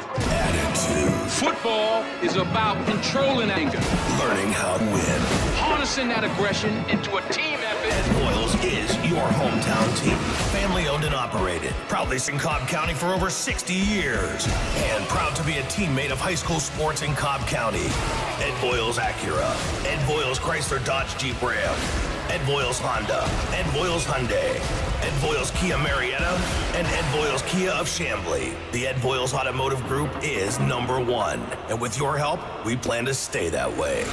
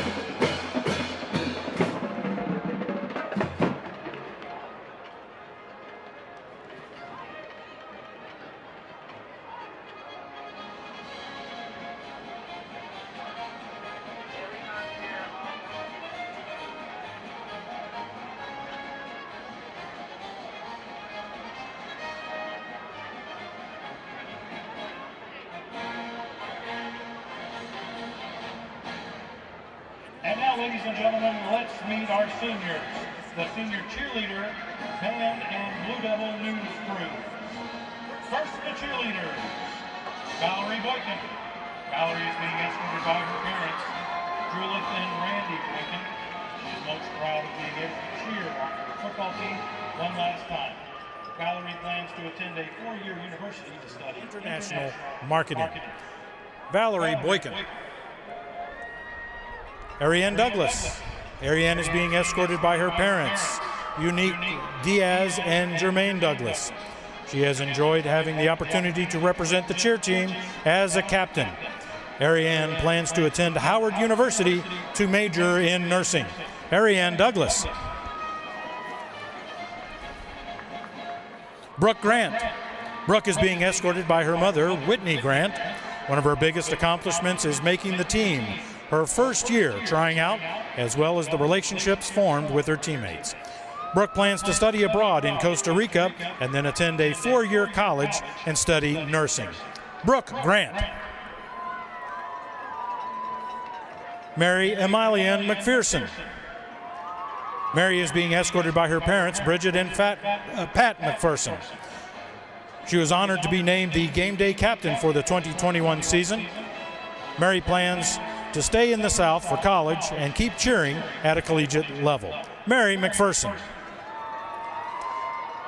Camille Tanis. Camille is being escorted by her mother, Marlene Tanis. She was proud to be named head captain her senior year. Camille plans to attend college and major in public relations. Camille Tanis. Ryan Torres. Ryan is being escorted by her parents, Candace and Rashad Torrance. She is most proud of being named captain of each of her cheer squads for the last 3 years. Ryan plans to HBCU college and major in nursing. Rayon Torrance. Kaylin Vidal. Kaylin is being escorted by her parents, Dana and Kwame Vidal. Her most important honor was being top 5 at Cheerleading All-Star World Championships. Kaylin plans to attend a 4-year university to study sports journalism, and she hopes to continue cheerleading at the collegiate level. Kaylin Vidal.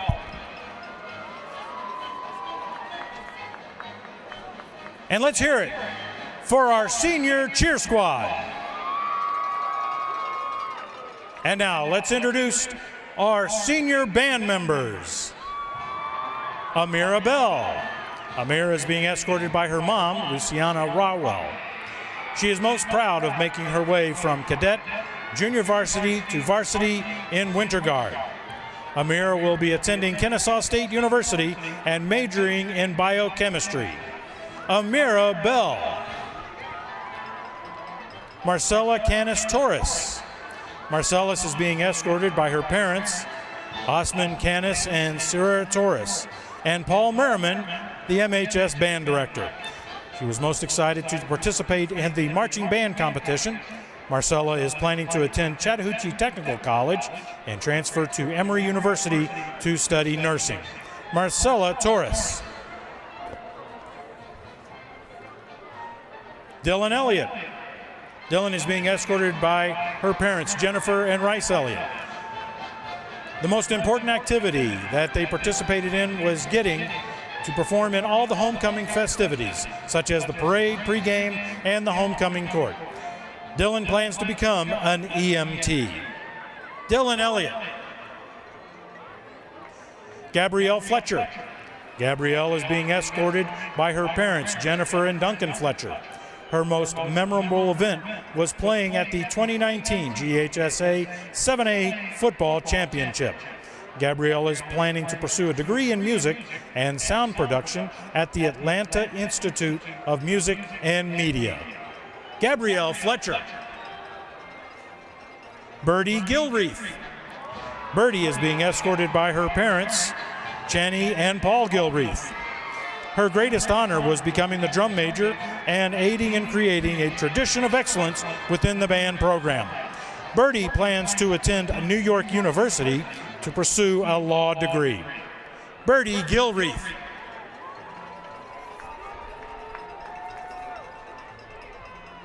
Jaden Hamilton.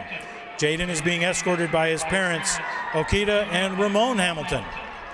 His greatest activity was the final competition for the 2019 show titled Max. Jaden plans to attend college and pursue a degree in software design. Jaden Hamilton. Zachary Harrison. Zachary is being escorted by his parents, Kristen and Byron Harrison. His greatest honor was leading the band through the COVID-19 pandemic. Zachary plans to attend a 4-year college or university and become an attorney. Zachary Harrison. Yeah! Miles Harold. Miles is being escorted by his parents, Lisa and Mike Harold. His greatest accomplishment is learning new music. Miles plans to attend college after he graduates from Marietta High School. Miles Harold.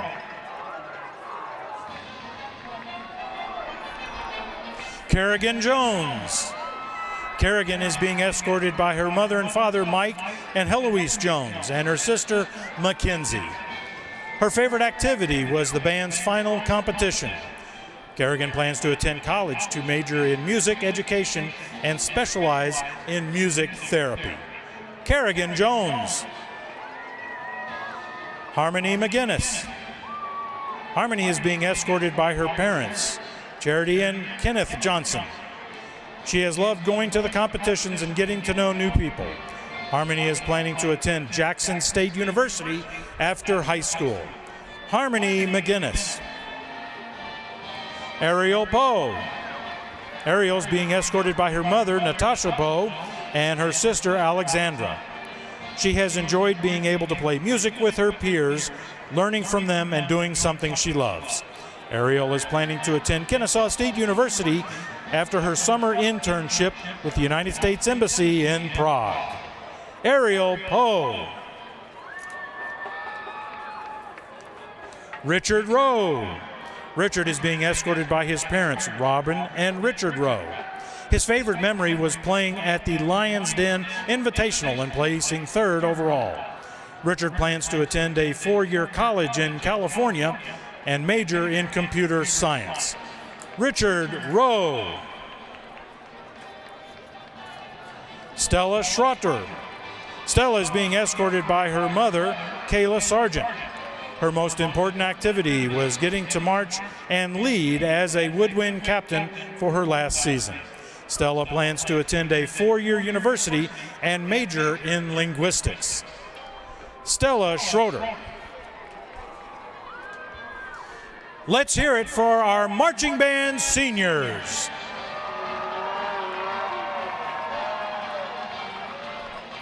And now let's introduce the Blue Devil News film crew. Stephen Goins. Stephen is being escorted by his parents, Jermaine Pryor and Todd Ivy.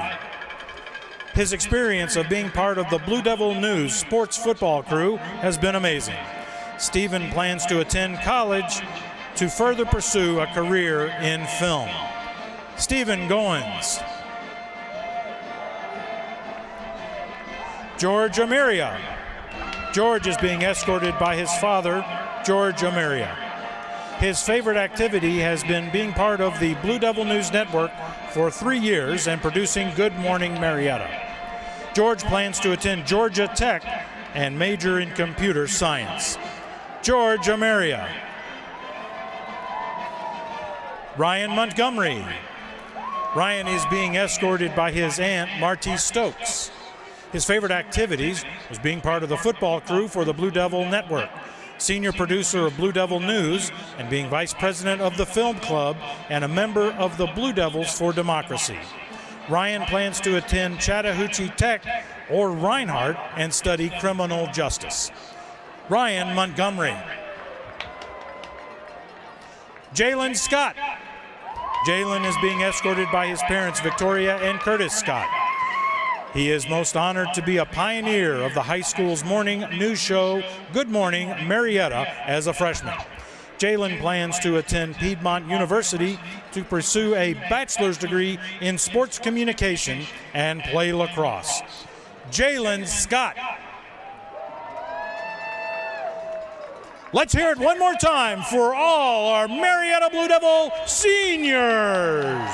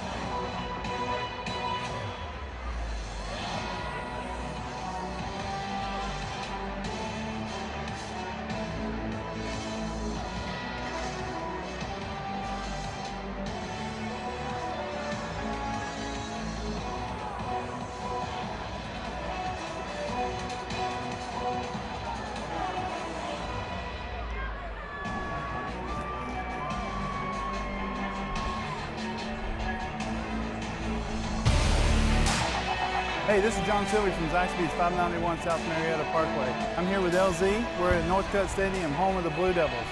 Come by and see us whenever you get a chance. Go Big Blue.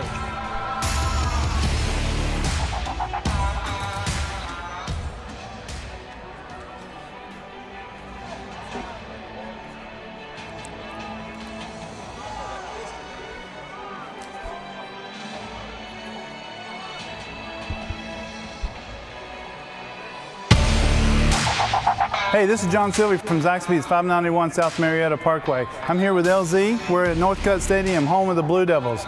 Come by and see us whenever you get a chance. Go Big Blue.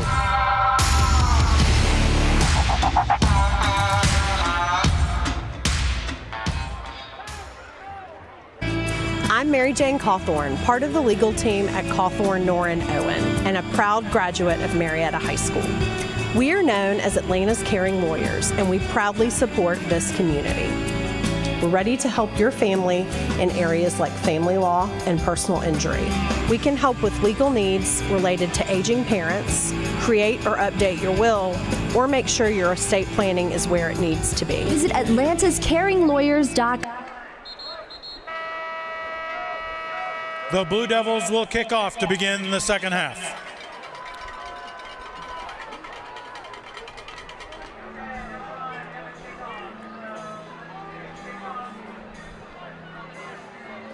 All right, kicking off for the Blue Devils, number 81, Renee Friday Golomo. nights at Northcutt. The Blue Devils and North Cobb Warriors here tonight. Score is 14-0 in favor of Transfer University. Marquise Groves Killebrew back third and for fourth North Cobb. quarters. I ended up missing the last 5 minutes, so. Hey man, you had to get your senior on. We saw you. We saw you. Yeah. 5 of y'all. Ain't no Dipset had 5 seniors. I thought you was the only one. A couple of solid seniors in here. I know. He been a senior all year. He said nothing. He been sitting next to us all year. Just for clarification, we're talking to our graphic specialist right here. He's in the booth. He's in the booth with us, doing his thing. Keeping track of that score. As the kickoff here is returned and is recoverable. He's still on his feet. That was fights through about 6 broken tackles down at the 45-yard line. Honestly, should have been stopped at around the 25. Yep, he got about 25 more yards on just missed tackles. Not exactly the best way to open up this second half, giving up about 25 to 30 yards on the opening kickoff. They've got a 55-yard field to go to touchdown. Oh, goodness. All right, so hopefully that return doesn't mean anything as far as our defense is concerned. Let's hope it doesn't either, as North Cobb's offense takes the field. They got 14 points to show for it. You got 2 receivers at the top of your screen, lone receiver at the bottom. And Singleton will keep it. Moving to his left, fighting through defenders. Still on his feet and finally tripped up and taken down by Ellis Reed. Past the line again. Possibly might have been a holding call missed according to LT. I don't understand how it wasn't. Here's the Zaxby's instant replay. And Singleton, he'll just take it outside. Right there. Oh, wow. Wow, that was, arms up and everything. Pushing his own offensive lineman out of the way. Here's 1st and 10. They hand it off. Going up to the left side. The C-gap and Ellis Reed making another tackle just past the 30-yard line, gain of about 7. Yeah, that's the problem. They're getting 7 yards making the tackle. You get them at the line of scrimmage, or maybe up to 1 or 2 yards. They're just moving the ball pretty well right now. Yeah, actually it was a brilliantly blocked play. They seemed like the whole line, guard tackles, pulled him up to the hole. He wasn't touched because of the blocking. Exactly. And look at this. We got trips over here with a lot of space. 3rd down and 10. Singleton, he'll keep it going to the near side. Blocking the back. Trying to get his way to the 1st down and is thrown into North Cobb's tent. So that's a hold and a block in the back that haven't been called on both of these drives. Almost back-to-back plays. Yeah, this is like the Braves games the past couple weeks. Bruh. We were talking during the break. Game 1. There were 11 missed calls. 10 went towards the Astros. Game 2, there were 8 missed calls. 7 went towards the Astros. And I don't want to talk about the Hawks game last night. Well, this isn't exactly baseball, but referees are kind of, let's say, equal across multiple sports when it comes to the consistency. Yeah, being terrible bad at it. At times. Singleton, he'll take it to the right side, trying to fight through defenders. Yeah, that's a good stick there. And it's number 59. It's going to be 4th and inches. Yeah, it almost looked like the offensive line wouldn't even set on that play. Broderick Tommy making the tackle on that play. We have not called his name a lot today. That's a problem. By the way, I don't think I've ever seen a center with the Ezekiel Elliott. The transfer high center has the Ezekiel Elliott shirt with his belly out. I don't think I've ever seen an offensive lineman with his belly out, not as a joke. As we have a timeout here by Marietta, that's their first timeout of the half. So we called no timeouts in the first half. And then in the first drive,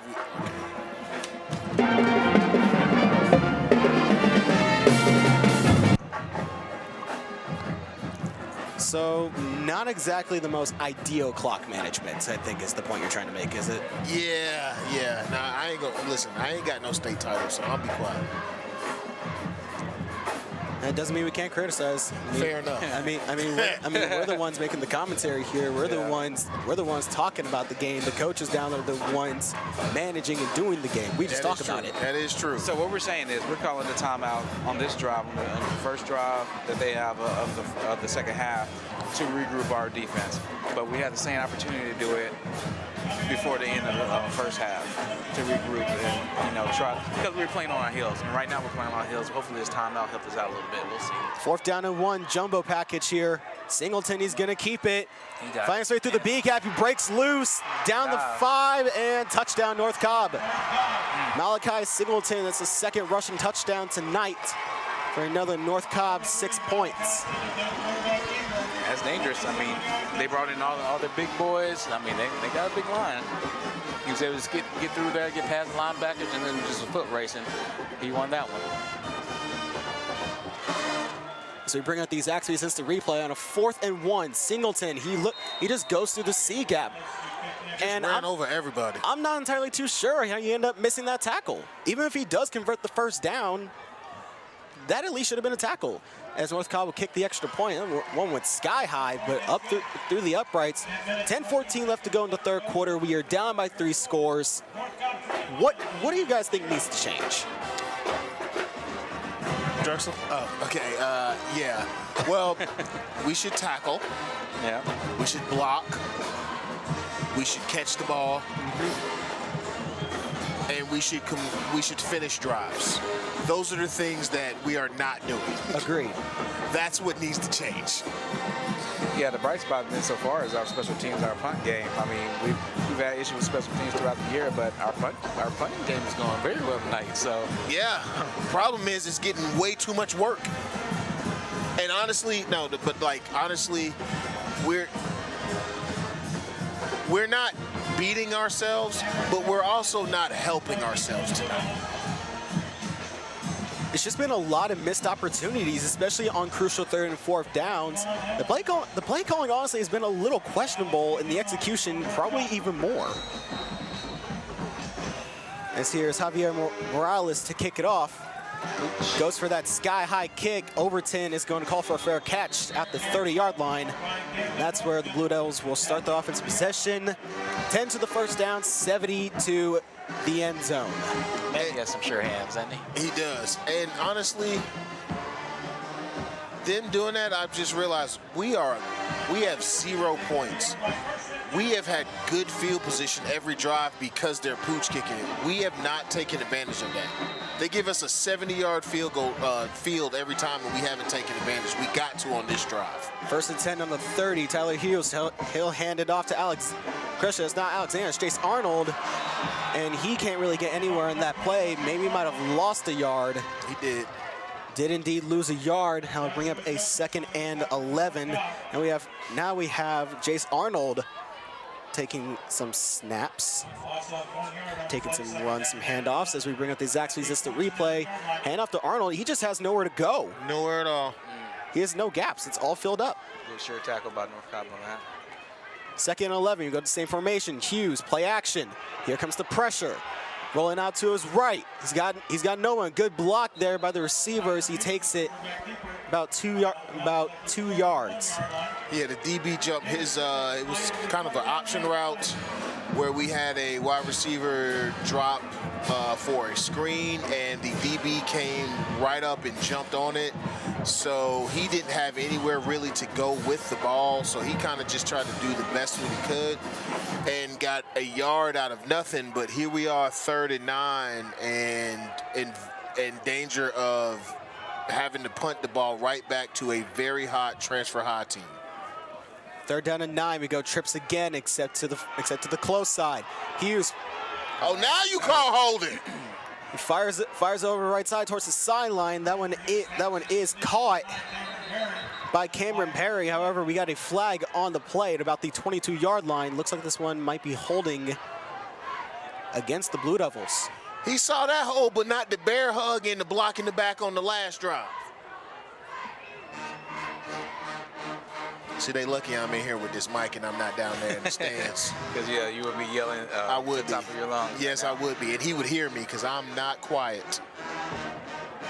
Waiting for the official call. The penalty is holding against the Blue Devils. 10 yards for you can't do that. But at the same time, Lindsay, like you've said, these calls have kind of not been in our favor. No. Well, not exactly in our favor, but not consistent on both sides. No, not at all. Because that was a hold. I'm not disputing that it was a hold.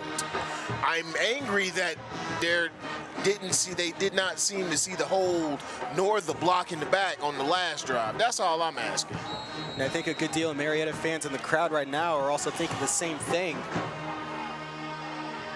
3rd and forever. And they're playing bump and run. Going for a wide stack set. Bring out Arnold. Empty set. Hughes, he's got to dump it off. That one's caught by Christian Mathis. Huge hit laid there by number 44, Grayson Hodges. Middle linebacker for the North Cobb Warriors. Gain of maybe about 3 yards, but it's honestly negligible at this point because you are backed up so far in your own territory that realistically, I don't think there really was a high enough chance for you to convert that 3rd down. No, not at all. No. And now you're stuck here. You're facing a 4th and 26. My only question is, how ugly is this going to get? Oh, sorry. Yeah, Sorry. how ugly is this going to get? And what is not clicking? What is not clicking either with the coaching staff or with the players? Is this punt return? They've given up. Comes about 20 yards by Marquise Deuce Groves Killebrew. Yeah, the body language is not good at all. Nah, this looks like Josh Smith, circa 2004. They just like everybody just like it's bad body language throughout the team. Hands on hips, heads sunk, and North Cobb smells blood in the water. Shout out to Josh Smith. Shout out to Josh Smith, Powder Springs High graduate. So going here to another North Cobb offensive drive. It is 1st and 10 as they hand it off. And that one is stopped at the line of scrimmage. Good tackle. Good tackle. Cervantes, Carlos Cervantes and Ezekiel Durham Campbell combining for that tackle. Make them lose about a yard or probably stay in the same spot. Let me give a shout out to Victoria Cook. She's tuning in. Appreciate you listening. Oh. And that's going to be encroachment on Durham Campbell. We all saw it. 5 yards for you can't do that. But another thing, I'm just not realizing this. Do you realize how long this North Cobb band has been playing? Oh, they're probably playing to stay warm. I'm gonna be honest with you. I heard them play "Hang On Sloopy" at halftime. I was like, okay, nope. Okay, Hang On Sloopy. It's not the Hang On Sloopy. It's not the songs that they're playing. It's when they're playing. They're not supposed to be playing. Oh, they are not supposed to be. You're right. There are moments in a game where a band cannot play, or else you're going to get a penalty for that. As we go here, 2nd and 5. Singleton, he'll keep it. He's been hot on the ground lately, not so much with his arm. So he picks up another rushing 1st down at about the 15-yard line. This North Cobb offense just keeps rolling and rolling and rolling. Yeah, they're in good rhythm, and this is about to get bad. This is because I don't see how we can stop their running game now that the quarterback has been a part of it. We've done a really good job of wrapping up the running backs, but Stewart has just had a field day. He has. I mean, they're number 3 in the state for a reason. Yeah. Another first and 10. So they hand it off here to Jordan Allen, and he stopped at the line of scrimmage, maybe a few yards back. Jordan Martin on the tackle, and I think he did fumble it. The PA announcer just mentioned that the ball was fumbled, but it was recovered for a loss of 2 yards. Maybe we should talk more about how well he's playing. Oh, he's playing great. Yeah, I mean, he's playing amazing. Let's see if we can get another fumble. We got no answer for him. 2nd and 12. North Cobb goes for another trip set. This has been used quite often today. Singleton takes the snap. He's looking to his right side, wide open. And that's another North Cobb touchdown off a cover 3. So I don't understand if you're first you give them like 12 yards, you're on the 5-yard line, and then when they snap the ball, you backpedal into the end zone. As we look at the Zaxby's instant replay, let's look at the coverage here by Jace Arnold. He is back at least 11 yards from the ball in some sort of deep cover 3. Like, that is not the coverage to be playing when you are this close to the goal line. Cover 2, man coverage, something. That was exaggerated by him backpedaling in the end zone. He might as well have been, and that touchdown was caught by number 11, Morissette, who, basically played at 4 high schools, one of which was Marietta his freshman year. Huh. You know him, Jalen? No, I don't. Jalen, you don't know? No, I don't. I've played with the Nylon Morissette is a 4-star wide receiver committed to Georgia who actually started out here. He must have been playing on varsity. He must have been playing on varsity or JV or something. I don't know. I was on the freshman team. Shout out to Statman for getting all this information. All these stats. Yeah, he's been to about 7 high schools. He actually, no, seriously, he's played before. Marietta, then he went to Maryland, St. Francis Academy, then Brookwood, and now he's here at Transfer High, which again, I'm not salty about I don't care who's on their team. I just find it very interesting because I was under the impression that that particular school did not like transfer students. They do now. I heard. They do now, I heard. Clearly. Javier They are Morales balling. kick it off. Another sky-high pooch kick. Camden's going to have to return this one. He did not call for a fair catch. Should have.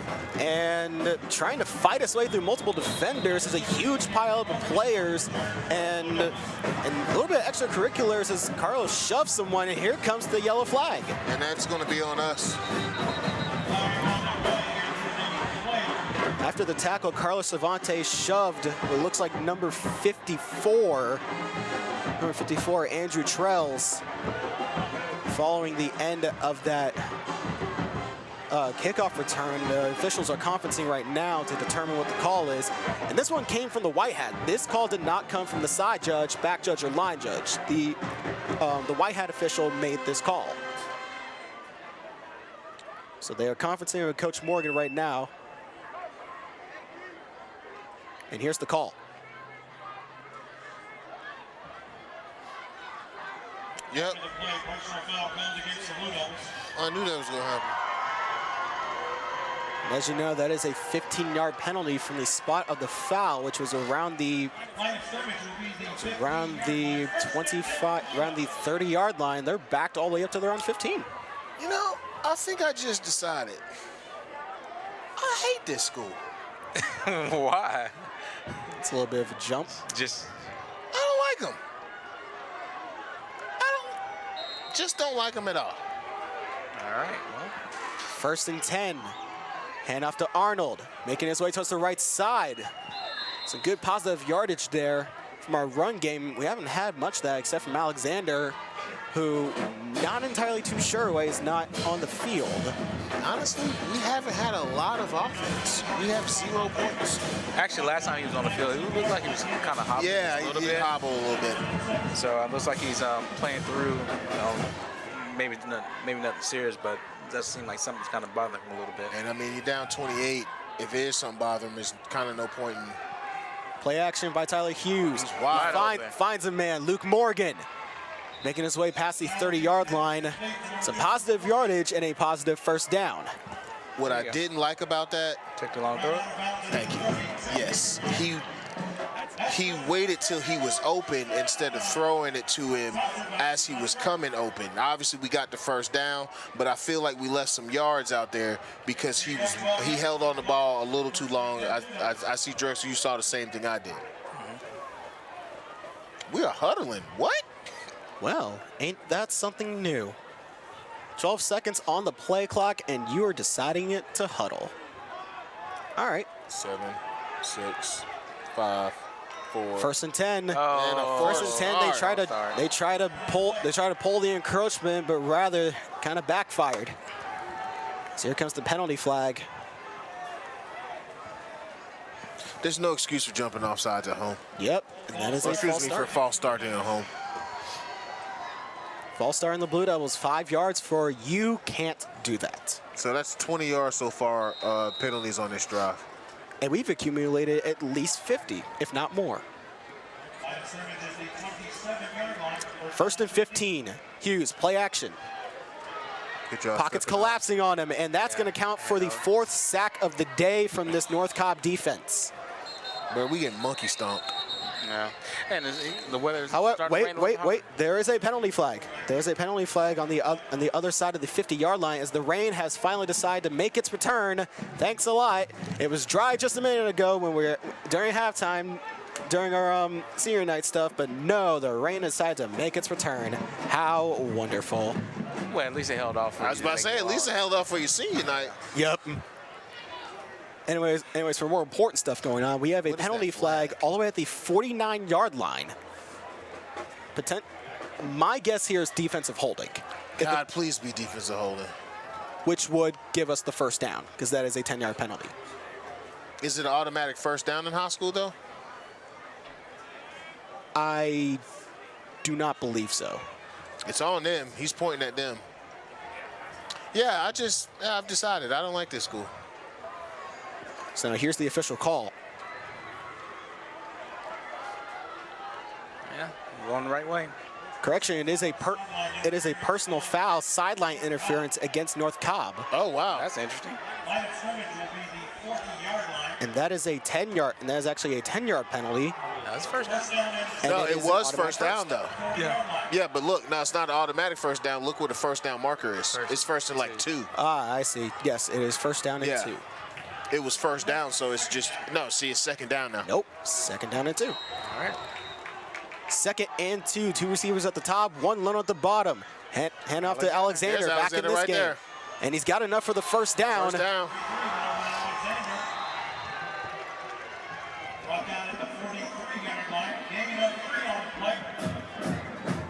We're picking up some positive yardage here from... I don't know what took so long to tell them to move the sticks. We got to get a score on this drive, man. We can't get shut out in our own house. And let's remember here, for the Blue Devils to not only take first place, but to have home field advantage, they've got to win against both North Cobb and Walton next week. If we win at least one of these 2 games, we're in the playoffs. Here's Hughes dropping back, looking for Mathis. That's good, Dave. Yeah, really good defensive coverage there from what looks like number 13, Jordan Lonis. That's number 2. Oh, yes, number 2. That's Marquise Groves Killebrew, who is also committed to Georgia. Deuce is his name. And also transfer from Brookwood High School.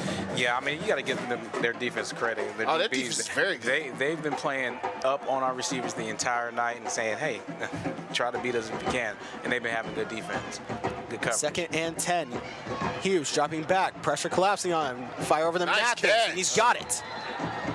Yeah. He's got it. They're going to down him at the 48-yard line, short of the first down, but 1 yard to the line again. Now he just got the first. That was dangerous because that DB read it. That DB was all over him. Here's the Zaxby's instant replay. Hughes, he's looking over to his right side, then he looks over to his left. He finds his target, Mathis, and fires it on over, and that's Mathis on about a 10-yard curl route, and from his last point of forward momentum, does give him the first down. So here we are, 1st and 10, a close wide set stacked. Overton making the move. Hughes, good, rolling over to his right, fires it deep. Wide open. Luke Morgan, touchdown, Marietta. Luke Morgan. Nice catch. There you go, Luke. A 47-yard reception into the end zone, caught by number 2, Luke Morgan, for the Blue Devil touchdown. He got just enough on it because he was wide open. He was wide open for a while. And I want to shout out the offensive line who did a very good job. 56 was coming through. Let's watch the instant replay. Hughes, he sees Morgan is open, and he's just going to launch this one. And he finds his target. He finds Morgan off the blown coverage of the safety. 47 yards to the end zone. First 6 points for the Blue Devils. Flex. Shout out to offensive lineman Anthony Jean Lopez. 56 came through, was bringing pressure, forced Tyler to roll out. Lopez came through and picked him up on the block and gave Tyler that extra second that allowed him to find Luke for the touchdown. So shout out, the offensive linemen don't get a lot of love, but shout out to Anthony Jean Lopez. His block is what made that play. Yeah, and hopefully, us getting that score will get a little more energy out of our defense, actually out of the entire team, because we have been kind of flat the entire night. They've been flat all night. So this is going to be an important drive for us. It's important that we get a stop and get some confidence back. I agree. And while Ben Parrott made the field goal to make this a 28-7 game, we are back within 3 possessions. Do you think that's going to be the spark to finally light up the fire, the fire to drive to win, to at least not go down without a fight? Because before we did not have any points on the board through the first 6, 7, 8 minutes. His team looked defeated. Yeah, they did. And it was not good. And I'm not trying to I am not trying to rip on the players at all. No. But as a former football player myself and as an athlete, that kind of attitude and that kind of look, you see it, you feel it, you feel the fact that team has given up. To answer your question, it depends on if we recover this onside kick or not. To answer your question, it better be the spark. It's going to get ugly. Ben Parrott is, Rene Galamo with the onside kick. Oh, loose! And everyone's saying the Blue Devils have it. We do. North Cobb says they have it, and the Blue Devils have recovered the onside kick. There you go. I said it depends on if we recover this onside kick. He already called it. He touched that. North Cobb is arguing. That's our ball. That's our ball. North Cobb is arguing. Get out of there. That's our ball. Marietta ball, baby. There you go. And the official call is Marietta football at the 49-yard line. You can see the body language on the team. You can hear it in the stands. It literally, I said, it depends on if we recover that onside kick. I knew he was going to kick an onside kick. We had to.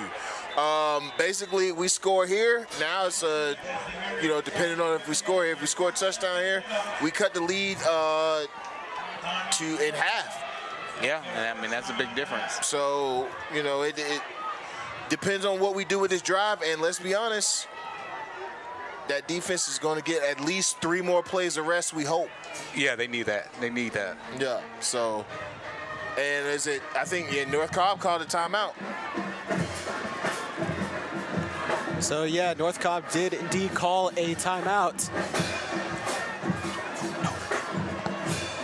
So we stay here 4:32 into the 3rd quarter. We have a really cool split screen shot of Blue Devils in the North Cobb sideline.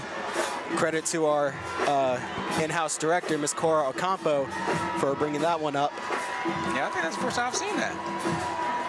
Oh no, we've used it before. That's the first time we've used it today. Oh, okay, well, first time I've seen it.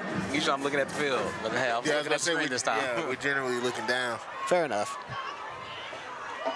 I want to shout out some notable alum from both schools.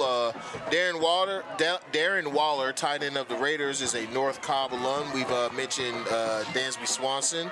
And the actor from Varsity Blues, Billy Bob. Ron Lester is a North Cobb alum. as well. We got some notable NFL players from Marietta. Aziz Ojulari is 12th in the NFL with 5.5 sacks. Wow. Ain't that something? Not bad for a rookie. Yeah, I know. A rookie. And little brother BJ, has 6 sacks for LSU, which is tied for 14th in the country. Definitely really proud of our alumni. So we start our 1st and 10. Hughes has a lot of time in the pocket. He's scanning across the field. He has nobody. He'll just have to take this one outside. Nice. He does find the guy. It's Camden Overton. There you go. Overton trying to shove off a defender.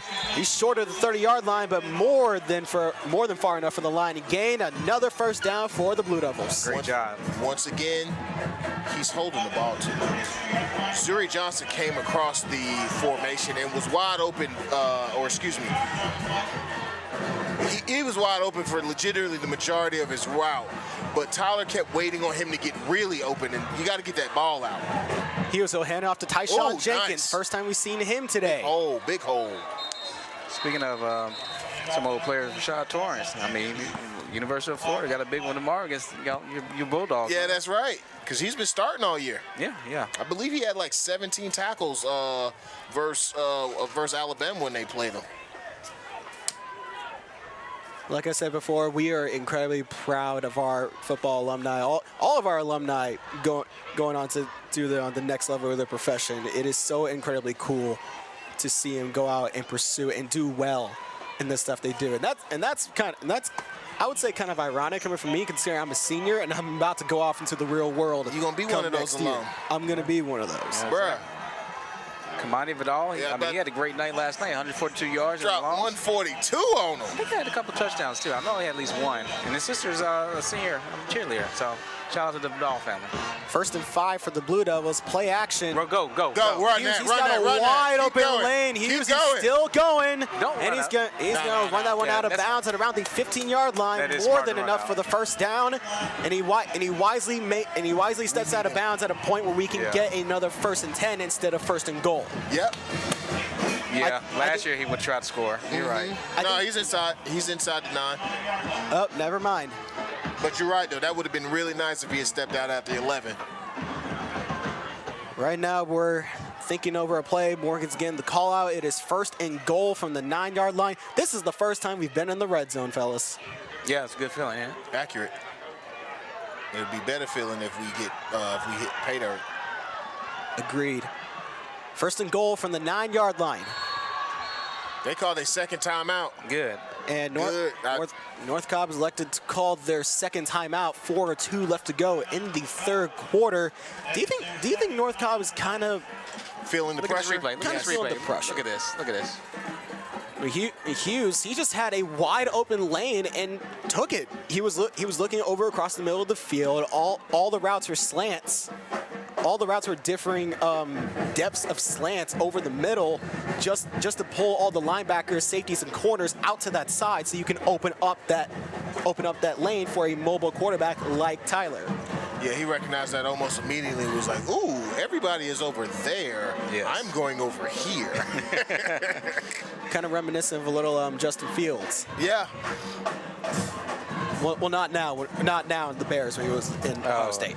Fields, Fields had a tough time last outing, but he'll be all right. Well, the Bears' offensive line is maybe the only offensive line worse than ours. Ours mean Atlanta? Yeah, okay. The Falcons. Here we are, 1st and goal, first time in the red zone. We've been given the signal to play. Hughes takes a snap. Play action, passes off to Camden Overton, lays the shoulder down. They did not call, correction, they did call him down at the 8-yard line. That's a good tackle. Yeah. Marquise Gross-Kilbrew taking the hit to bring him down. Yeah, he went very low, because if you try to go head up, Overton might still be running. Probably. It's already scary enough to go against him shoulder to shoulder. So go 2nd and goal. Hughes, he's rolling out to his right, trying to find him, and he's got nobody. He'll just throw that one away as the pressure gets to him. With no targets and no running lane, we are faced with a 3rd and goal on the 8. I'm gonna give another shout out to my homeboy DL, the referee. Mr. Boldrick is a referee in both college and the pros. He was actually over for the London game. When he does the replays for the Falcons home games. So that was a Falcons home game. So yeah, he got to go to London for that. Nice. Ain't that cool? Speaking of, did you hear that the NFL is possibly wanting to expand their international series to Germany? I did hear that. And other countries? 3rd and goal, trips in the bomb side. Nice. He's looking There for you go. Cameron Perry. Touchdown! No, he dropped that. Never He dropped mind. that. Never mind. I stand more than corrected. Perry did end up dropping that one in the end zone. That was a beautiful play call. He was wide open. Yeah, that's running. Well, not the same play, but definitely got to go for it. I apologize for the premature touchdown upset. celebration, and Perry is definitely beside himself. Oh yeah, hit him in the stomach. Ooh, let's see. Morgan called timeout. He trying to get Perry's head together. He's still hanging his head down, thinking about that last play. That's a good timeout by Morgan there.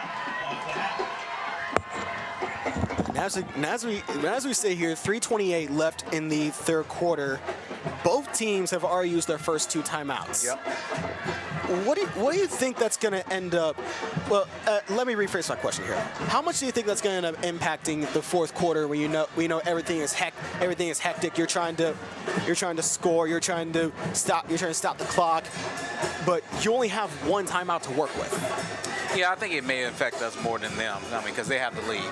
But we're in a situation where we're trying to get back into this game. So it's not going to matter if we don't score and get back into the game. We're just going to be too far down. But we're going to have to be smart, run some plays, going out of bounds, things like that.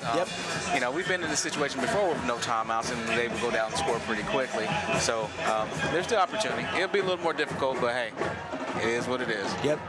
And I really think going into this 4th quarter, this team has got to get its head screwed on straight. Because even though we got the 7 points, we obviously need a lot more to even tie the darn thing. Yeah. This is going to be an important play right here. 4th down and goal from the 8-yard line. 3 receivers at the top of your screen. Cam to Overton, the lone one at the bottom. Hughes, he'll drop back, rolling out to his right. He has no targets. You got to throw it. Under all sorts of pressure, he's going to take it upfield, trying to make a few cuts, and ball comes out. Ball, pick it up. Ball comes out. They're trying to pick it up, and they recover it short of the goal line. Wow. No touchdown on the board. Christian Mathis picks this one up after Hughes fumbled it, and it is short of the goal line. North Cobb will take over on downs. 1st and 10 from the own 1-yard line as Mathis is a little shaken up, but he's back up on his feet. That hurt, fellas. That hurt. There you go.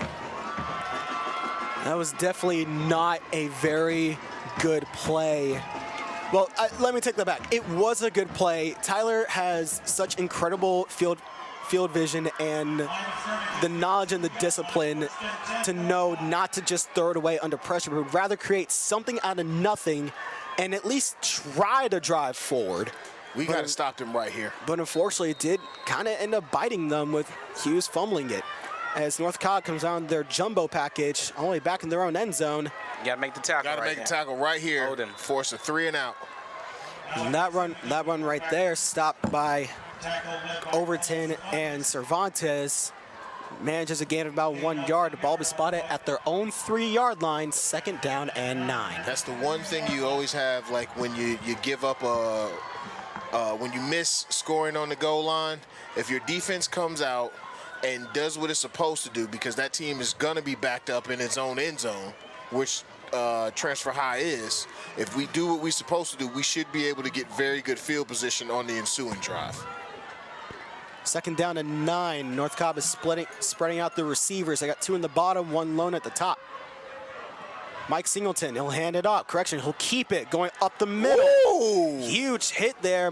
Milan Jones receiving the wrong end of that one. He stuck that man, but it was still about 8 yards down, 8 yards past the line, 7. They have breathing room. Now we're sitting here 3rd and 3, the ball at their own 10-yard line. And they're going to keep it the same formation. It looks like 2 receivers at the top, 1 lone one at the bottom. And it looks like that's exactly what they're going to do. And my prediction, they're going to run him Singleton again. They're going to make him keep it. Running back goes in motion. Nice tackle. There you go. And a third down stop right there from the Blue Devils will end up forcing a 4th down. Emmanuel Oletane making the crucial guess tackle. who else? Oh, I thought that was Carlos as well. That was a really good job by the defense. That is exactly what they needed. Here's the Zaxby's instant replay. And everyone just converges on the inside. Everyone just converges on the inside because they read that's where he's going. And Ellis Reed came in and finished him off at the end. Looks like North Cobb's going to try to take this all the way down to 1 second. They're going to use a 3rd timeout? I know they're not finna take the penalty. They used a 3rd timeout before the 4th quarter. Yeah, I mean, to me that sounds like they think they're pretty confident. Yeah, I mean, I was just about to say that's pretty disrespectful. Come on, Darno. Just to give a little context, we are watching the Braves-Astros World Series Game 3. Darno is up to bat. Bases loaded. 2 I outs. legitimately didn't realize we'd scored. Oh, I did. As both teams go to their respective huddles, we'll just be watching this and kind of give our own little analysis. Well, we've got some time here. Ball.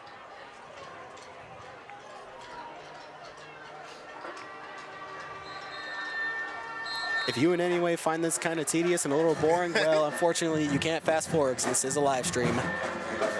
And both teams are making their way back onto the field. Those red jerseys are fire. I agree. I think they should keep those to this home. They're going for it. And they are going for it. They have their jumbo package out, 4th and 1. Are they really going for it? This is going to be a quick kick. This one's going up the middle. No, they are going for it, yeah. Ooh. And up the middle, and they got it. Wow. That is embarrassing. Wow. And another converted 4th down. That is zero respect. Yeah, that's embarrassing. I'm be honest with you, if I'm the entire D-line, I am thoroughly disgusted with myself. Because like you said, that is just a total lack of respect. It's a very gutsy play call to go for it that deep in your own territory, but at the same time, it's not so gutsy to the point where it doesn't make sense. Because they've done this before. They tried this on other 4th downs, and it worked. So why change the formula? Like you said, it's like if you have no respect for the opponent, you do things like that. That's 1st and 10 North Cobb. Here's Singleton with it now. He'll bump it out to his left side. Missed tackle there. Ooh. Good stick on the end. Ooh. Good stick on the end. Well, I'll be honest with you. It looks like North Cobb has decided that Marietta cannot stop the running game if Singleton is the one running the ball. We've gotten good licks on him. He's paid for some runs, but at the end of the day, that run there, he paid for it, but he still got 4 yards on the carry. So they've decided that basically they're just going to run him, and then if it comes to 3rd or 4th down, convert a short one. He struck out the side. Here we go, second and 6. They go for a trip set, top of the screen.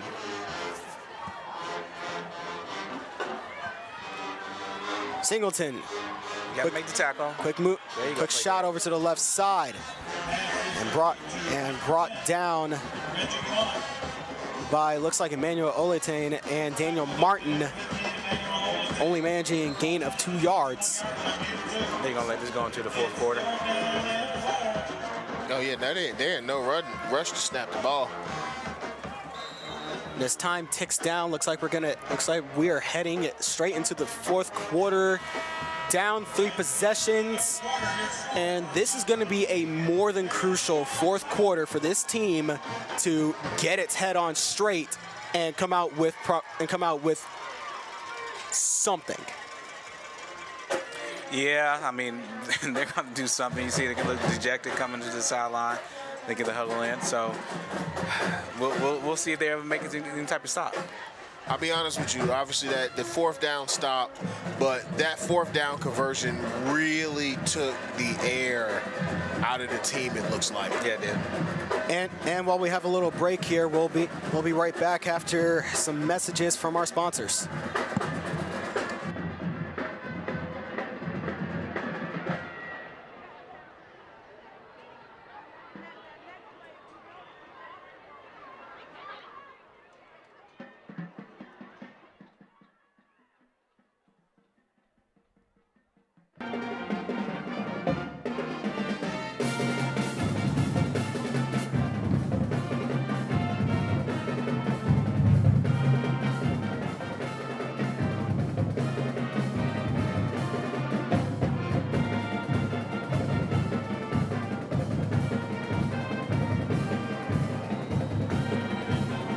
Go Big Blue! Go Big Blue! Go Big Blue! All right, welcome back, football fans, to Friday night at Northcutt on BlueDoubleNews.com. Heading into the fourth quarter, North Cobb still has the ball. They make a completion out to the right side. Still, receiver still on his feet. That's Reggie Given. Z makes another first down, another third down converted by this North Cobb offense. Yeah. Go ahead, Justin. Go ahead. Yeah, I mean, they're just clicking on all cylinders on the other side of the ball. We get a little irritated because, I mean, we're Blue Devils. But if we were in this situation, we'd be happy. Yeah. If we were in North Cobb situation right now. So, kind of is what it is. We can hopefully we're able to do something with this offense, make some sort of stop, get some sort of turnover. First down and 10, two receivers at the bottom of your screen, one lone one at the top. Singleton fired over to the lone receiver. He's got it caught. Hold on. That's Samuel Mbake. He manages a gain of 4 yards, brought down by Jace Arnold. That was a good tackle. But still, like, I mean, they're getting 4 and 5 yards on every first down. Here's the Zaxby's instant replay. Singleton, it's just a very simple Pitch and catch. one-man read. Yep. And just tries to bring him outside. But again, it's way too much cushion. Same formation as before, except they hand it off this time. Trying to find a man, lays the hit, and takes a few Blue Devils, a lot of Blue Devils, as the guy jumps up on top of the pile. As Reggie Given jumps on top of the pile. Milan Jones had him hit He hard. tried to hit stick him. Yep, for about maybe a yard gain. But because he tried to hit stick him and not wrap him up, now it's third and about a yard. Jordan Nowlin, the running back on that one, the junior 5'8", 170-pound running back, making a pretty decent run out of that, even for a small stature, as North Cobb comes out with their jumbo package once again. 3rd and 1. They're going up the middle. God, it's so disrespectful. Well, I guess I could say I was half right, as that's Singleton with the ball again. And Arnold makes the tackle past the 50-yard line. That's another North Cobb first down. Yes. Let me get another shout out. Shout out to Harrison Bailey. Harrison Bailey has actually entered the transfer portal. Marietta, a great quarterback, championship winning quarterback, went up to Tennessee for a couple of years. Hey, now decided to try to take his talents elsewhere. So good luck to him, and wherever you land, we'll definitely be watching, we'll definitely be cheering. Facts. 1st and 10 at the 49, and they got Marietta to jump off sides. That's going to be an encroachment against the Blue Devils. Bruh. I mean, like I said, they are beating us. This is not a game where we are beating ourselves. Yeah. But we are not helping ourselves at all. We are contributing to our demise rapidly. I agree. So we hear 1st and 5. They got a wing back in this formation. They bring him over to the left side. Singleton with the now. He'll carry it himself, bouncing out to his left. The joint tackle there by Ellis Reed and Camden. Correction, that I believe that is Camden. That was that Overton? Nakari Ashley, the junior 6'5" free safety, joining with Ellis Reed to make the tackle. And they just joined up on him. 6'5" at safety? Wow. Well, that's what the Max Peps roster says. I think he's the tallest guy in the team. And that is correct. 6'5", tallest guy in the team. I'm sure he plays basketball too. Basketball season's around the corner. We gotta get these playoffs first. Go Big Blue. 2nd and 6, fire it over to the right, and missed tackle there as the ball's caught by the Marietta kid. By Denelon Morissette. Yeah, that was a good catch. I mean, he was able to shake off the tackle, turn it on spin, and get a few more yards. Yeah, I see why he signed to Georgia.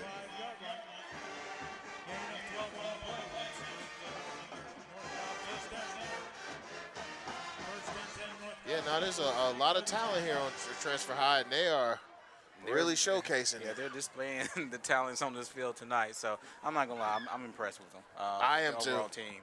You know, our Blue Devils they're still playing kind of flat. I mean, they're not playing their game in my opinion, but North Cobb definitely is, and then they've been impressive tonight. 1st down and 10 at the 35. Empty set for Singleton. Get him! And he fights his way through multiple defenders, picks up about a yard in that play, trying to fight through the defensive line. Durham Campbell on the tackle for the Blue Devils. And actually, I want to mention something. Malachi Singleton, the guy who's been running the ball most of the time, he's listed at 6 feet 2 inches at 210 pounds. I think that might be contributing to something, you know? Well, he's definitely contributed in busting out behind. And he's a junior. Oh, God. Oh, that's a false start. 2nd and 9. Here come the penalty flags. False start against the Warriors. But Drexel, to your point earlier, you talking about how impressive the team is. You're right. This is a good football team. We are playing flat. We're contributing to our own demise, but they are impressive. There's a reason they're ranked high in the state, high in the nation. And I think that's also part of why I'm not liking them a lot. I've decided today I don't like this team. I don't like this school. I don't like their uniform. I don't like orange. You seem to find everything. Second and 15. Singleton, he's looking for a man downfield, and it's caught. Still on his feet. That is Denylon Morissette. And he'll be down just short of the 5-yard line. That's good for another North Cobb 1st down. 1st and goal at the 6. I mean, that was a good job of the quarterback staying. He got a little bit of pressure, stayed in there, and delivered a good ball. Yep. Where only his receiver could catch it. And good job out of the receiver. I mean, he played some man ball there. Waited for a lot of people to have to take him down. So. Yep. Former Marietta High kid Morissette killing us. Isn't it ironic? It's incredibly ironic.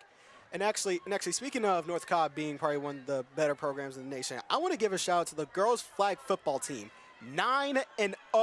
Yes. Undefeated. They've been making teams quit at halftime. Oh, yeah. We'll talk about that later. Singleton fighting his way through. There's a flag. Yeah, they called the hold. You finally called the hold. The touchdown will not stand, even though he did go in the end zone. There is a flag at the 2-yard line. I'm glad you shouted out the very impressive girls flag football team with the 9-0 record. Has a chance to compete in the playoffs. Very excited about it. I am not going to lie to you. If they win the state title, and we have 2 football titles, and the girls have a state football title before Powder Springs High School, they will never hit it. We will lord on them forever about that. Our girls got a title before y'all. Not that there's, not shading the girls. I'm just shading Powder Springs High School. Exactly. That's what we do here. I just wanted to be known. Don't y'all be out here.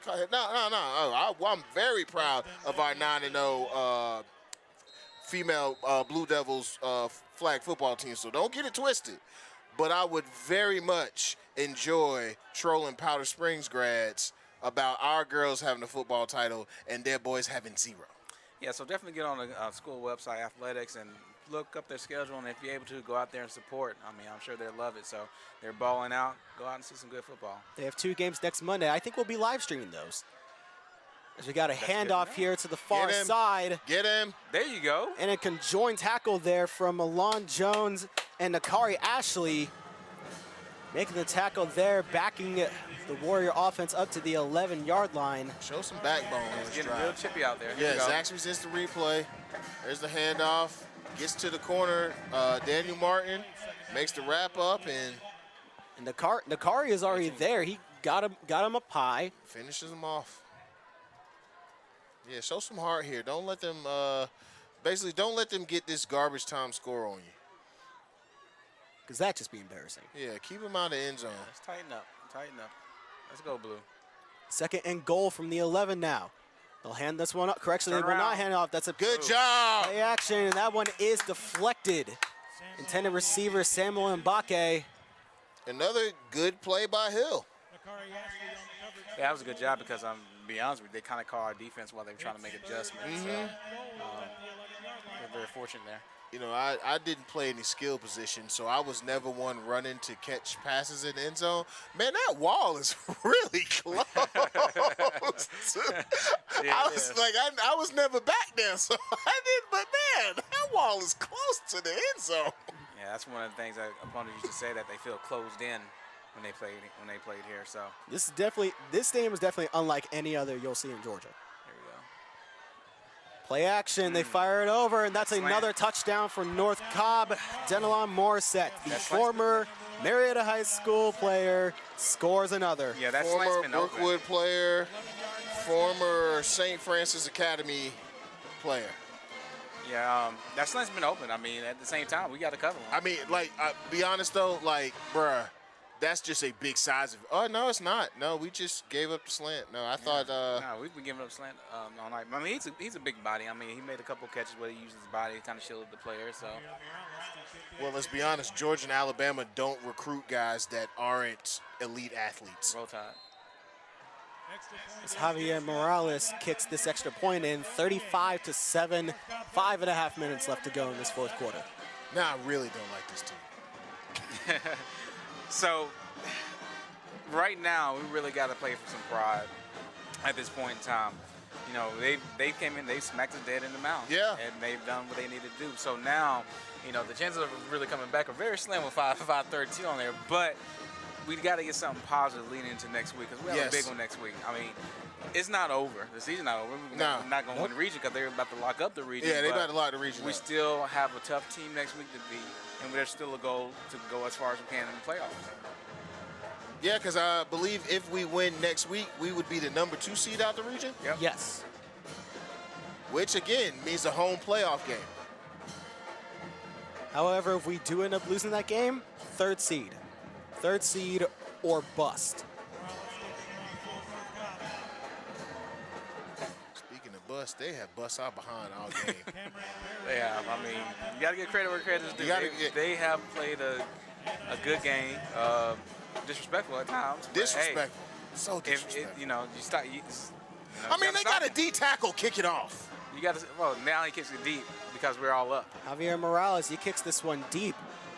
And it is recovered by Isaiah Sanders. Isaiah Sanders, and he'll be down to about the 10-yard line. That should be a penalty, buddy, over here celebrating number 9 running onto the field without his helmet. That's supposed to be a penalty. Also, I really think North Cobb's band should get a penalty for continuing to play throughout the play. Well, I'll be honest with you. I'll be honest with you. It's been so bad, I haven't noticed it. Yeah, I know they're not supposed to, but it's been so bad that I haven't really noticed it to be good enough to be a distraction. Yeah, I've been trying to pay attention to it, but I just haven't. Here's the pass over to Luke Morgan as he steps out about the 20-yard line. Solid gain of 6 yards. On the ball. On the ball. On the ball. The clock stopped. You have 5:20 left. Got to get on the ball and start running some plays.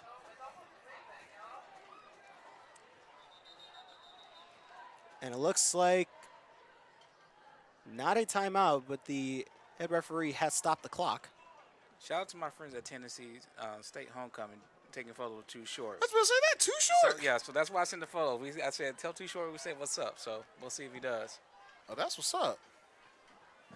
And it looks like they'll have to get another ball in there. Jalen's like, who is Too Short? He's like, He had no reaction. I wasn't paying attention. I was not paying attention. I was looking at stuff on the field. 2nd and 4, Hughes. He's got a lot of time. He's firing over to Overton. And they say he did not have possession. The pass will be ruled as incomplete. Overton took a very huge hit on that one from the back. Yeah, he was very slow to get up. And he's kind of slow walking right now. We bring out the Zaxby's instant replay. It's a very good read by Hughes. He sees his man Overton right there, and it's good enough for the first down. He gets it and then gets plowed. Yeah. Yeah, I mean, that doesn't happen often because he has some sure hands. Yeah. But yeah, he took it pretty good. And I'm be honest with you, I think a D lineman may have got a piece of that ball. So he come up here 3rd and 4.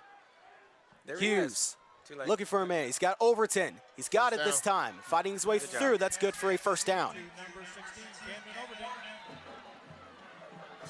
Brought down at the 27-yard line. Gain of 7 on the play. That's good for under Marietta. First down. Powered by there you go. Let's get a drive together. Let's march down this field. Get some points. Line of scrimmage is the 27-yard line. So at least get something on the board as the ball is spotted at the 27-yard line. Another fresh set of downs for the Blue Devils. Hughes has it now. Play action. Looking for a man. He's got nobody. He'll just take it upfield as we got a flag back at the 17-yard line. Correction, the 22-yard line. So y'all can see holding when we do it because it was a hold. Oh, it was a hold. Now, I saw it, but I just want to point out so y'all can see holding when we do it. Because I'm pretty sure it was the left tackle and the left guard.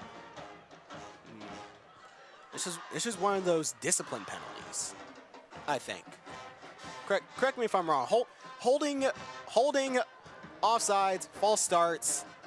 Penalties of those nature are more discipline penalties. Like you've got to be in the right mindset to not make those kind of moves, not make those kind of mistakes. Now I actually might end up taking my statement back on holding because there are some times where you're put in a situation where if you don't do something, it's going to end up very bad. So you got to at least try something. But in other situations, in some situations, it's why did you do that? I don't like this team. Off the penalty, we are back deep in our own zone. Goodness. Golly, 56. See, I don't like this team. Is that 56? Yeah, no, that's 56. He ate that man all the way up. Latrell Bullard, the nose guard, defensive tackle, senior, 6'2", 315. So, Jayla, I've been seeing all these kids walking around these lacrosse jackets. They're hard. Where can I get one of those? I'm too old to join the team. I was saying, ignore the voice crack there, but honestly, I don't know. I think I'll have to get that to you when spring season comes around. All right. Get that link to you soon. Don't forget about me. Yep. Hughes drops back. He's trying to find Perry over the middle, and Perry just cannot bring that one in. As we are now faced with another 4th down deep in our own territory. Oh, my goodness. 3rd and forever ever. We dropping the ball. This is painful at this point. It's just like we're not focused. And I do credit this a little bit to North Cobb's defense. It is suffocating. Oh, yeah, no, their defense is. But at the same time, we've got to be able to do something here, at least play up to our level. This pass over to Camden Overton, wide open. No hurdle. He's got the first down. He looking like he wanted the hurdle. He's like, exactly. No, I can't do that. The whole sideline's probably, yelling, no. No hurdle. Don't do it. It's like the Chris Paul commercial. No. He gets turned to a cardboard. All right, we have another fresh set of downs. Little over 4 minutes left to go in this 4th quarter at the 40-yard line. We have a close trips formation as Hughes drops back. He's looking deep, one-on-one coverage with Luke Morgan. That one bounces off his helmet, incomplete. Andre Stewart on the cover for North Cobb. That one falls incomplete, and we will be looking at a 2nd and 10. Andre Stewart, one of those terrific transfers out of Brookwood. Is it just me, or do I feel like every North Cobb's kid's name I've called is a transfer? Everybody except for the quarterback. And he probably transferred in the 8th grade. Hey, like, again, and I wanted to point out, I ain't salty about no transfers. I don't care about no transfers. But I don't like hypocrisy, and that's all I'm going to say. We're just pointing it out. I'm just pointing out that, you know, I was under the impression that certain places didn't like transfers. That's all. So we look here at a 2nd and 10. Marietta's going to go for that trips formation again. Got Morgan, Perry, and Camp in Overton. So they hand this ball off to Tyshawn Jenkins. Ooh, Jenkins, he's stopped at the line of scrimmage. Zakaria White, Be honest, senior linebacker. If that was a read option, I thought Tyler should have maybe kept that. That may have been a handoff and designed to be that way, but if that was a read, I thought he'd have been very good. Yeah, maybe that was just a straight up handoff. Yep. And this North Cobb off defensive line, they're like a hive of bees swarming around that nest. That nest is us. Yeah, we ain't stinging. 3rd and 10. That's Hughes, he's got enough time. Thank you. Flag comes in. I mean, he's wrapping up, throwing them down, things of that nature. Durham Campbell's going to get called here for holding, essentially grabbing the back of the jersey. No, that's going to be that's going to be pass interference. Number 6. Or yeah, I was just about to say number 6, either pass interference or hold defensive holding. He literally he got two 2-point conversion. Two-point takedowns on our wide receiver. Well, or was it Luke coming across? Yeah, I believe it was Luke. Well, at the same time, you have to look at where the penalty flags are. They're back at the back at the 33. That's why I said Durham Campbell. Yeah, it's offsetting penalties. Yep. Yeah. And that's going to bring up a 4th down. No, they didn't call that on number 6. They only called the holding. No, apparently. They called the holding and they declined the penalty. Wow. Durham Campbell there, they hold, essentially grabbing the jersey of Joshua Josephs. Good eye, Jalen. Because I didn't see that. I saw the 2-point takedown. Yeah, I saw both of them. And now Marietta is faced with a 4th and 10 at their own 40-yard line. Watch how close they play up. Empty set. They gave him a little bit of room this time. Hughes, he's got a bit of time. He's looking over the center. He's got a target, and it's caught. Christian Mathis has the ball at the 48-yard line. A little bit of extracurriculars there following the catch and tackle. I want to point out that at least they got the 1st down, because I'm going to be honest with you, that is super disrespectful to decline that holding because it's 4th and 10. Think about that. That is super disrespectful. Well, they've been doing that all night. I mean, yeah, no, that's what I mean. They've been that's why I'm like, I don't like this team. 1st and 10 for the Blue Devils. They go with that empty set again. Hughes, he's looking to his right, fires it over Cameron Perry. And that one was nearly intercepted by Caleb Jenkins as he was looking for Cameron Perry. And that's going to be a flag for he's being extra. Number 17, all this dropping. I'm telling you, man. Joshua Josephs, number 17, the senior. They're going to call it like taunting. And I'm going to be honest with you. Marietta is known for taunting and talking a little, so I'm not I'm not going to be hypocritical. I'm saying overall. I'm not a particular reason outside of snitching and hypocrisy, but yeah, I don't like this team. I don't like North Cobb. I've decided that I don't. They've been added to the list. Yeah. They've been added to the list. I don't like them at all. I don't. Nope. I think someone should just go back through this entire live stream and make a counter for how many times you said I don't like this team. Yeah, because about 15 probably. Because I don't like this team. The officials are conferencing right now. The flag was down at the 46-yard line. As we just said, it might be on number 17, Joshua Josephs, the senior defensive end. It's unsportsmanlike conduct against the Blue Devils. Wow. Whoa. Ain't that something? No, he pointed the wrong way. Nope, never mind. It's on them. He pointed the wrong way. I was about to say, really? I was looking at my glasses. Yeah, am I not seeing this correctly? Thought maybe I was at the Hawks game again. I was wondering if we were in the Matrix. But anyways, say it with me, guys. That's 15 yards for you can't do that. 1st and 10. Off the penalty, we go for that empty set again. It's been working the last couple plays. He's got a lot of time. Here come multiple flags as Hughes finds his way out the pocket, and he's going to go. He's still going, and he'll finally take the slide past the 20. However, we have flags on the ground. Yep, we have 2 flags between the 25 and the 20-yard line. And we'll get to see what those are in just a few moments following the unsportsmanlike conduct penalty on North Cobb on the previous play.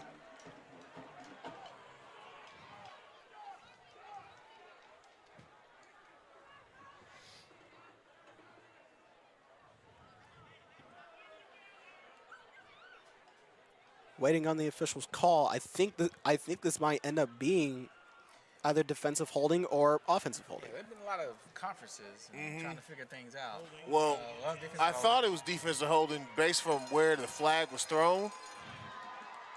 And the penalty is indeed defensive holding. You just didn't want to say it out loud. Well, yeah, no, well, because last time I was so wrong. And if I'm not wrong, that's 10 yards for you can't do that. I forgot they added on, too. Yep. Well, no, it's a 10-yard penalty from the spot of the foul. Oh, got you. So they spotted the foul at around the 22-yard line, I think it is. That puts us first and goal. Yep, first and goal from the 8. Another empty set here. Run that. Hughes. Run it. He's got a lot of open space. Here comes another flag as Hughes fires over, and that one is intercepted. Caleb Jenkins still trying to keep it in the end zone to prevent any sort of repercussions. And there's some extracurriculars going on the far side of the field between Camden Overton and Andre Stewart. However, we got a flag at the 21-yard line that will probably nullify this interception. And another flag comes in. I think that may be on us. The flag that's on the first flag. I don't know about the second. 2 flags are on the ground right now. One is at the 16-yard line. The other is at the 11-yard line. So we bring up the Zaxby's instant replay. And honestly, this is not a good play by Hughes. He runs it out. He knows he's got the pressure, but you cannot just chuck it like that. Yeah, not on the first down. Not on first and goal. Well, while we just figure out what the flags are, I want to give a special shout out to Mr. Tom Cawthorn. We tell the story every week. Drexel and I wouldn't be here. This whole calling the games was his idea. He wanted to do something for the program, with the program, and he made some phone calls. We had some meetings, and he is a big sponsor of the program, literally the football program and this program here. And so just always want to tell him thank you, special thank you to all of our sponsors, Zaxby's as well. But I always, obviously I have a close personal relationship with the Cawthorn family. And I just always want to thank them for all that they have done for us and this program. And here comes the official to make his call. The penalty is personal foul, holding against the Blue Devils. That penalty is declined. And after the play, it's personal foul against North Cobb. And that penalty will be enforced, and the interception will count. Yeah, so that's going to be half the distance. Half the distance to the goal line. The flag spot at the 11. They will be starting at around the 5-yard line. The interception will stand. First and 10, North Cobb. How much you want to bet they come out throwing the ball? If they do, I'm going to see how Morgan reacts. It's not going to be pretty. God, I very much hope they lose in the first round of the playoffs. I very much want them to be one and done and lose on their home field. That would definitely be something. Because they will have home field. Oh, yeah, they're going to have home field. Yeah, but I very much want them to get upset by a 4 seed with a losing record. Well, we'll just have to keep track of that when the time comes. It's first and 10 Warriors at the 10-yard line. They'll hand this one off to begin this drive. And pushing and continuing to push forward is number 25, Jordan Allen. And it's number 56, Benel Valentine on the tackle. Gain of about 5 yards in that play. The ball will be spotted at the 15, 2nd and 5.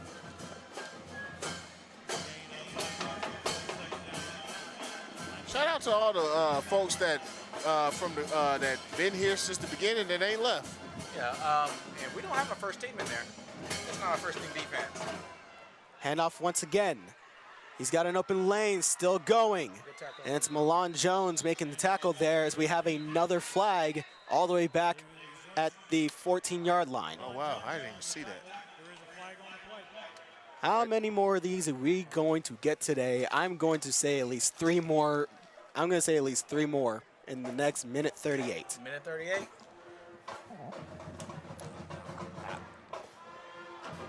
I wouldn't take under.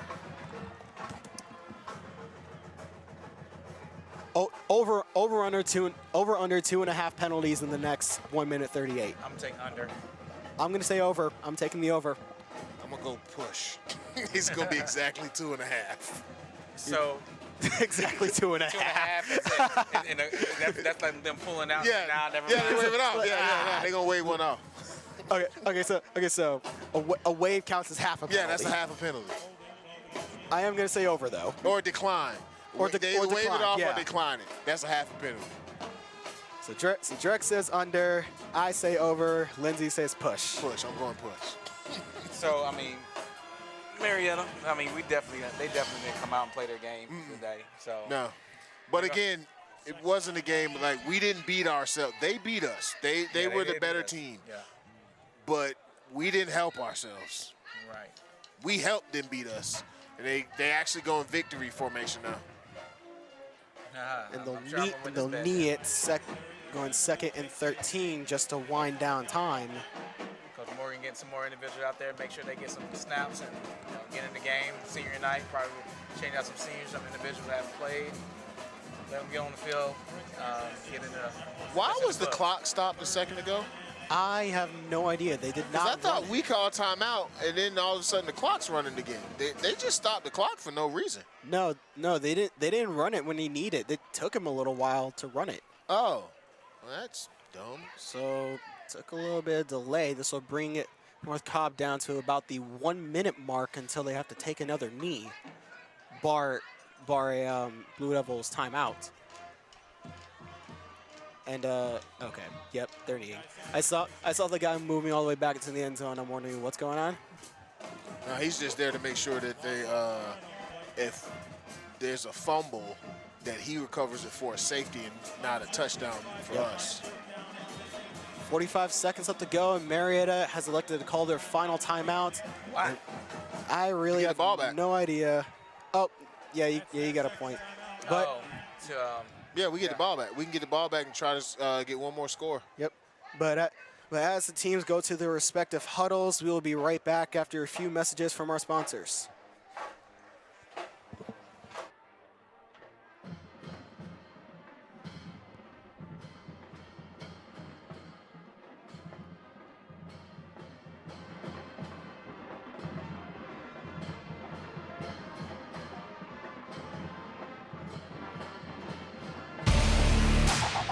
Hey, this is John Sylvie from Zaxby's 591 South Marietta Parkway. I'm here with LZ. We're at Northcutt Stadium, home of the Blue Devils.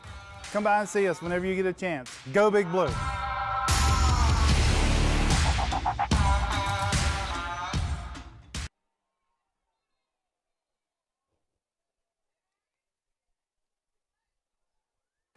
All right, welcome back, everyone.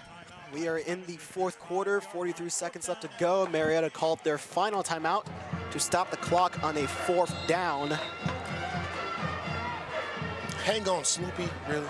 Oh, wait, my bad. That was us that was playing that. I'll be quiet. Yep. And North Cobb is going to punt, and they're going to intentionally take the safety by snapping it over the punter's head into the end zone. My apologies to the Blue Devil band. I was just throwing shade earlier. I thought that was dumb. You know, just without shout out to the marching band.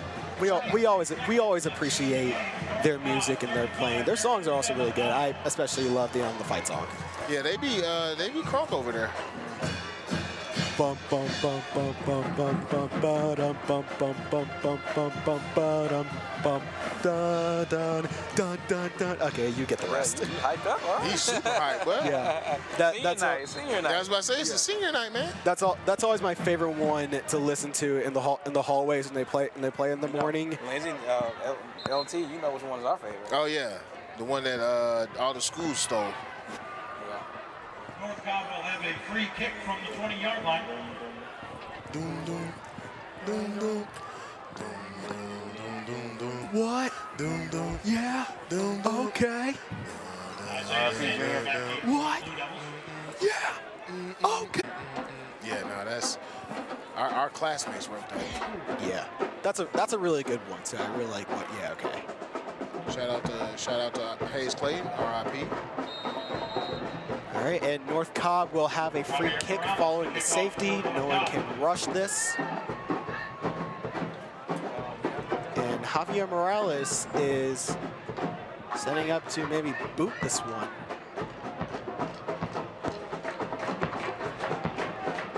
He does. He really puts his leg into this one. It's Isaiah Sanders with it now. Taking over to his left side. He's met just past the 40-yard line. The ball comes loose. It's out of bounds. But they were ruling down just past the 40-yard line. Sanders is not particularly too happy with the tackle, the way he got brought down.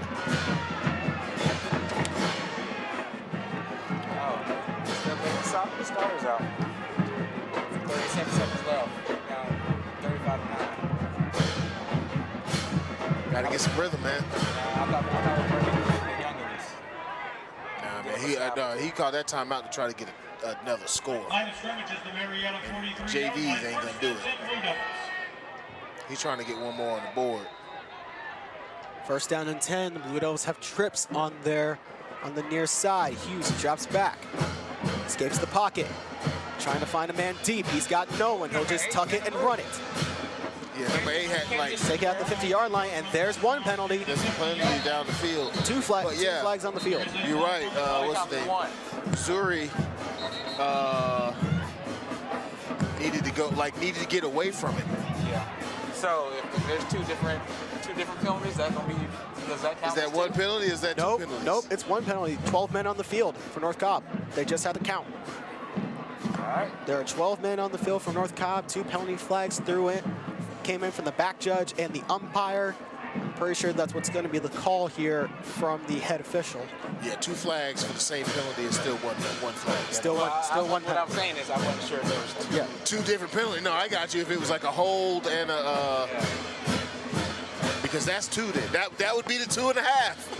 That get waived off. That would just be 2. No, that's right. It'd be 1.5 because 1.5 would get waived off. Yeah. So here's the official call.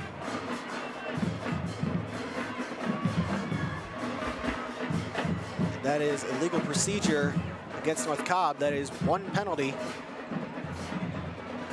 And that's going to result in the penalty yardage will result in another Blue Devil first down. Oh, yeah. We still have one more timeout. Yeah, I believe Morgan is really trying to get another score in just to have a little bit of feel good for your offense.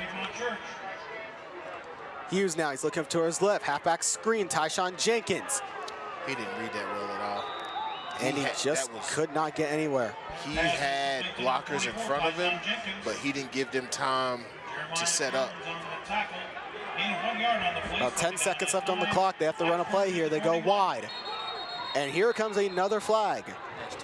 That's 2. I think it's going to be a false start on us. Or, nah. 12. They can't have 12 men on the field again. Somebody just and it's legal procedure against North Cobb.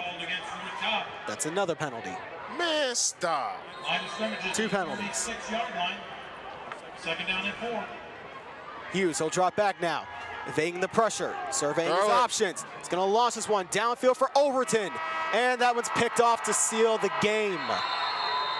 I knew he was going to body slam in. A lot of extracurriculars going on after the tackle. And And that will bring an end to this one. Yeah, I mean, Number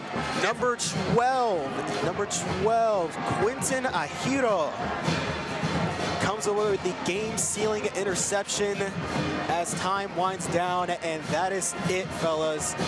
35-9, the Warriors win. They've claimed first place in Region 3 7A and on our senior night. Yeah, I mean, you have to replace number 3 team this year tonight, so it's kind of like, we knew it was going to be a tough game. They definitely came in and showed why they're number 3.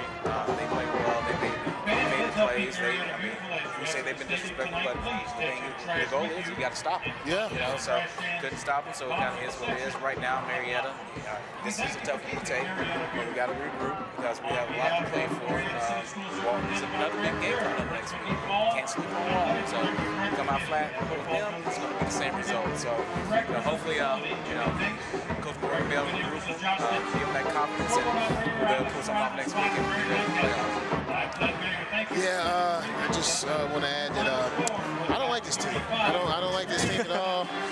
And best of luck to us next week. Like you said, Walton's going to be a tough game. Still got an outshot chance finishing 2 in the region.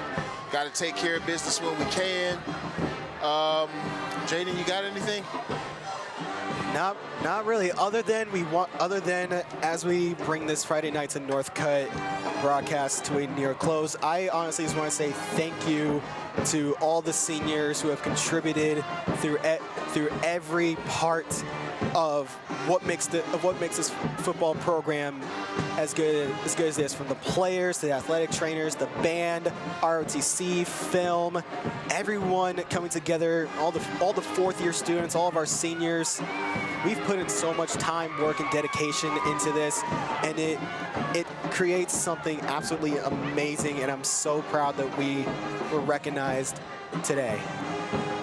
Appreciate all the work you do, all the work that, like you said, goes into the program. Shout out to the Dipset. Shout out to all the fans at home. We love you, and always remember to be somebody.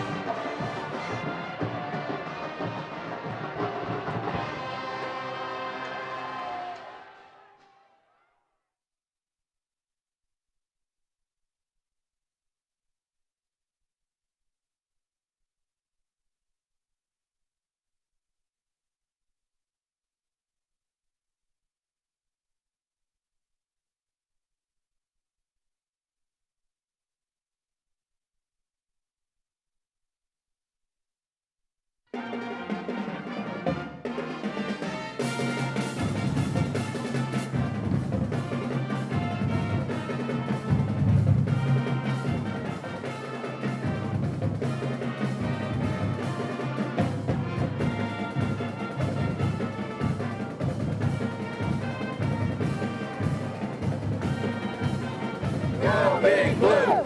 Go Big Blue! Go Big Blue! I'm Mary Jane Cawthorn, part of the legal team at Cawthorn, Norrin, Owen, and a proud graduate of Marietta High School. We are known as Atlanta's caring lawyers, and we proudly support this community. We're ready to help your family in areas like family law and personal injury. We can help with legal needs related to aging parents, create or update your will, or make sure your estate planning is where it needs to be. Visit atlantascaringlawyers.com. Go Big Blue. There's something special about Marietta. There's something different about Marietta. Marietta is better. We love living here. Our parents can help you finance or refinance your dream home. Call Affinity Home Lending today. Go Big Blue!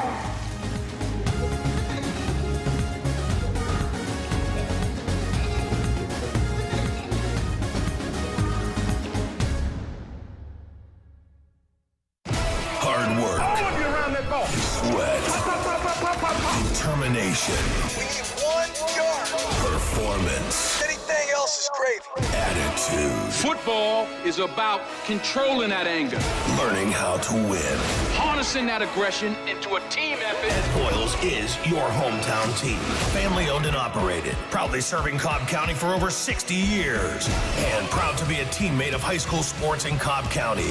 Ed Boyles Acura. Ed Boyles Chrysler Dodge Jeep Ram. Ed Boyles Honda.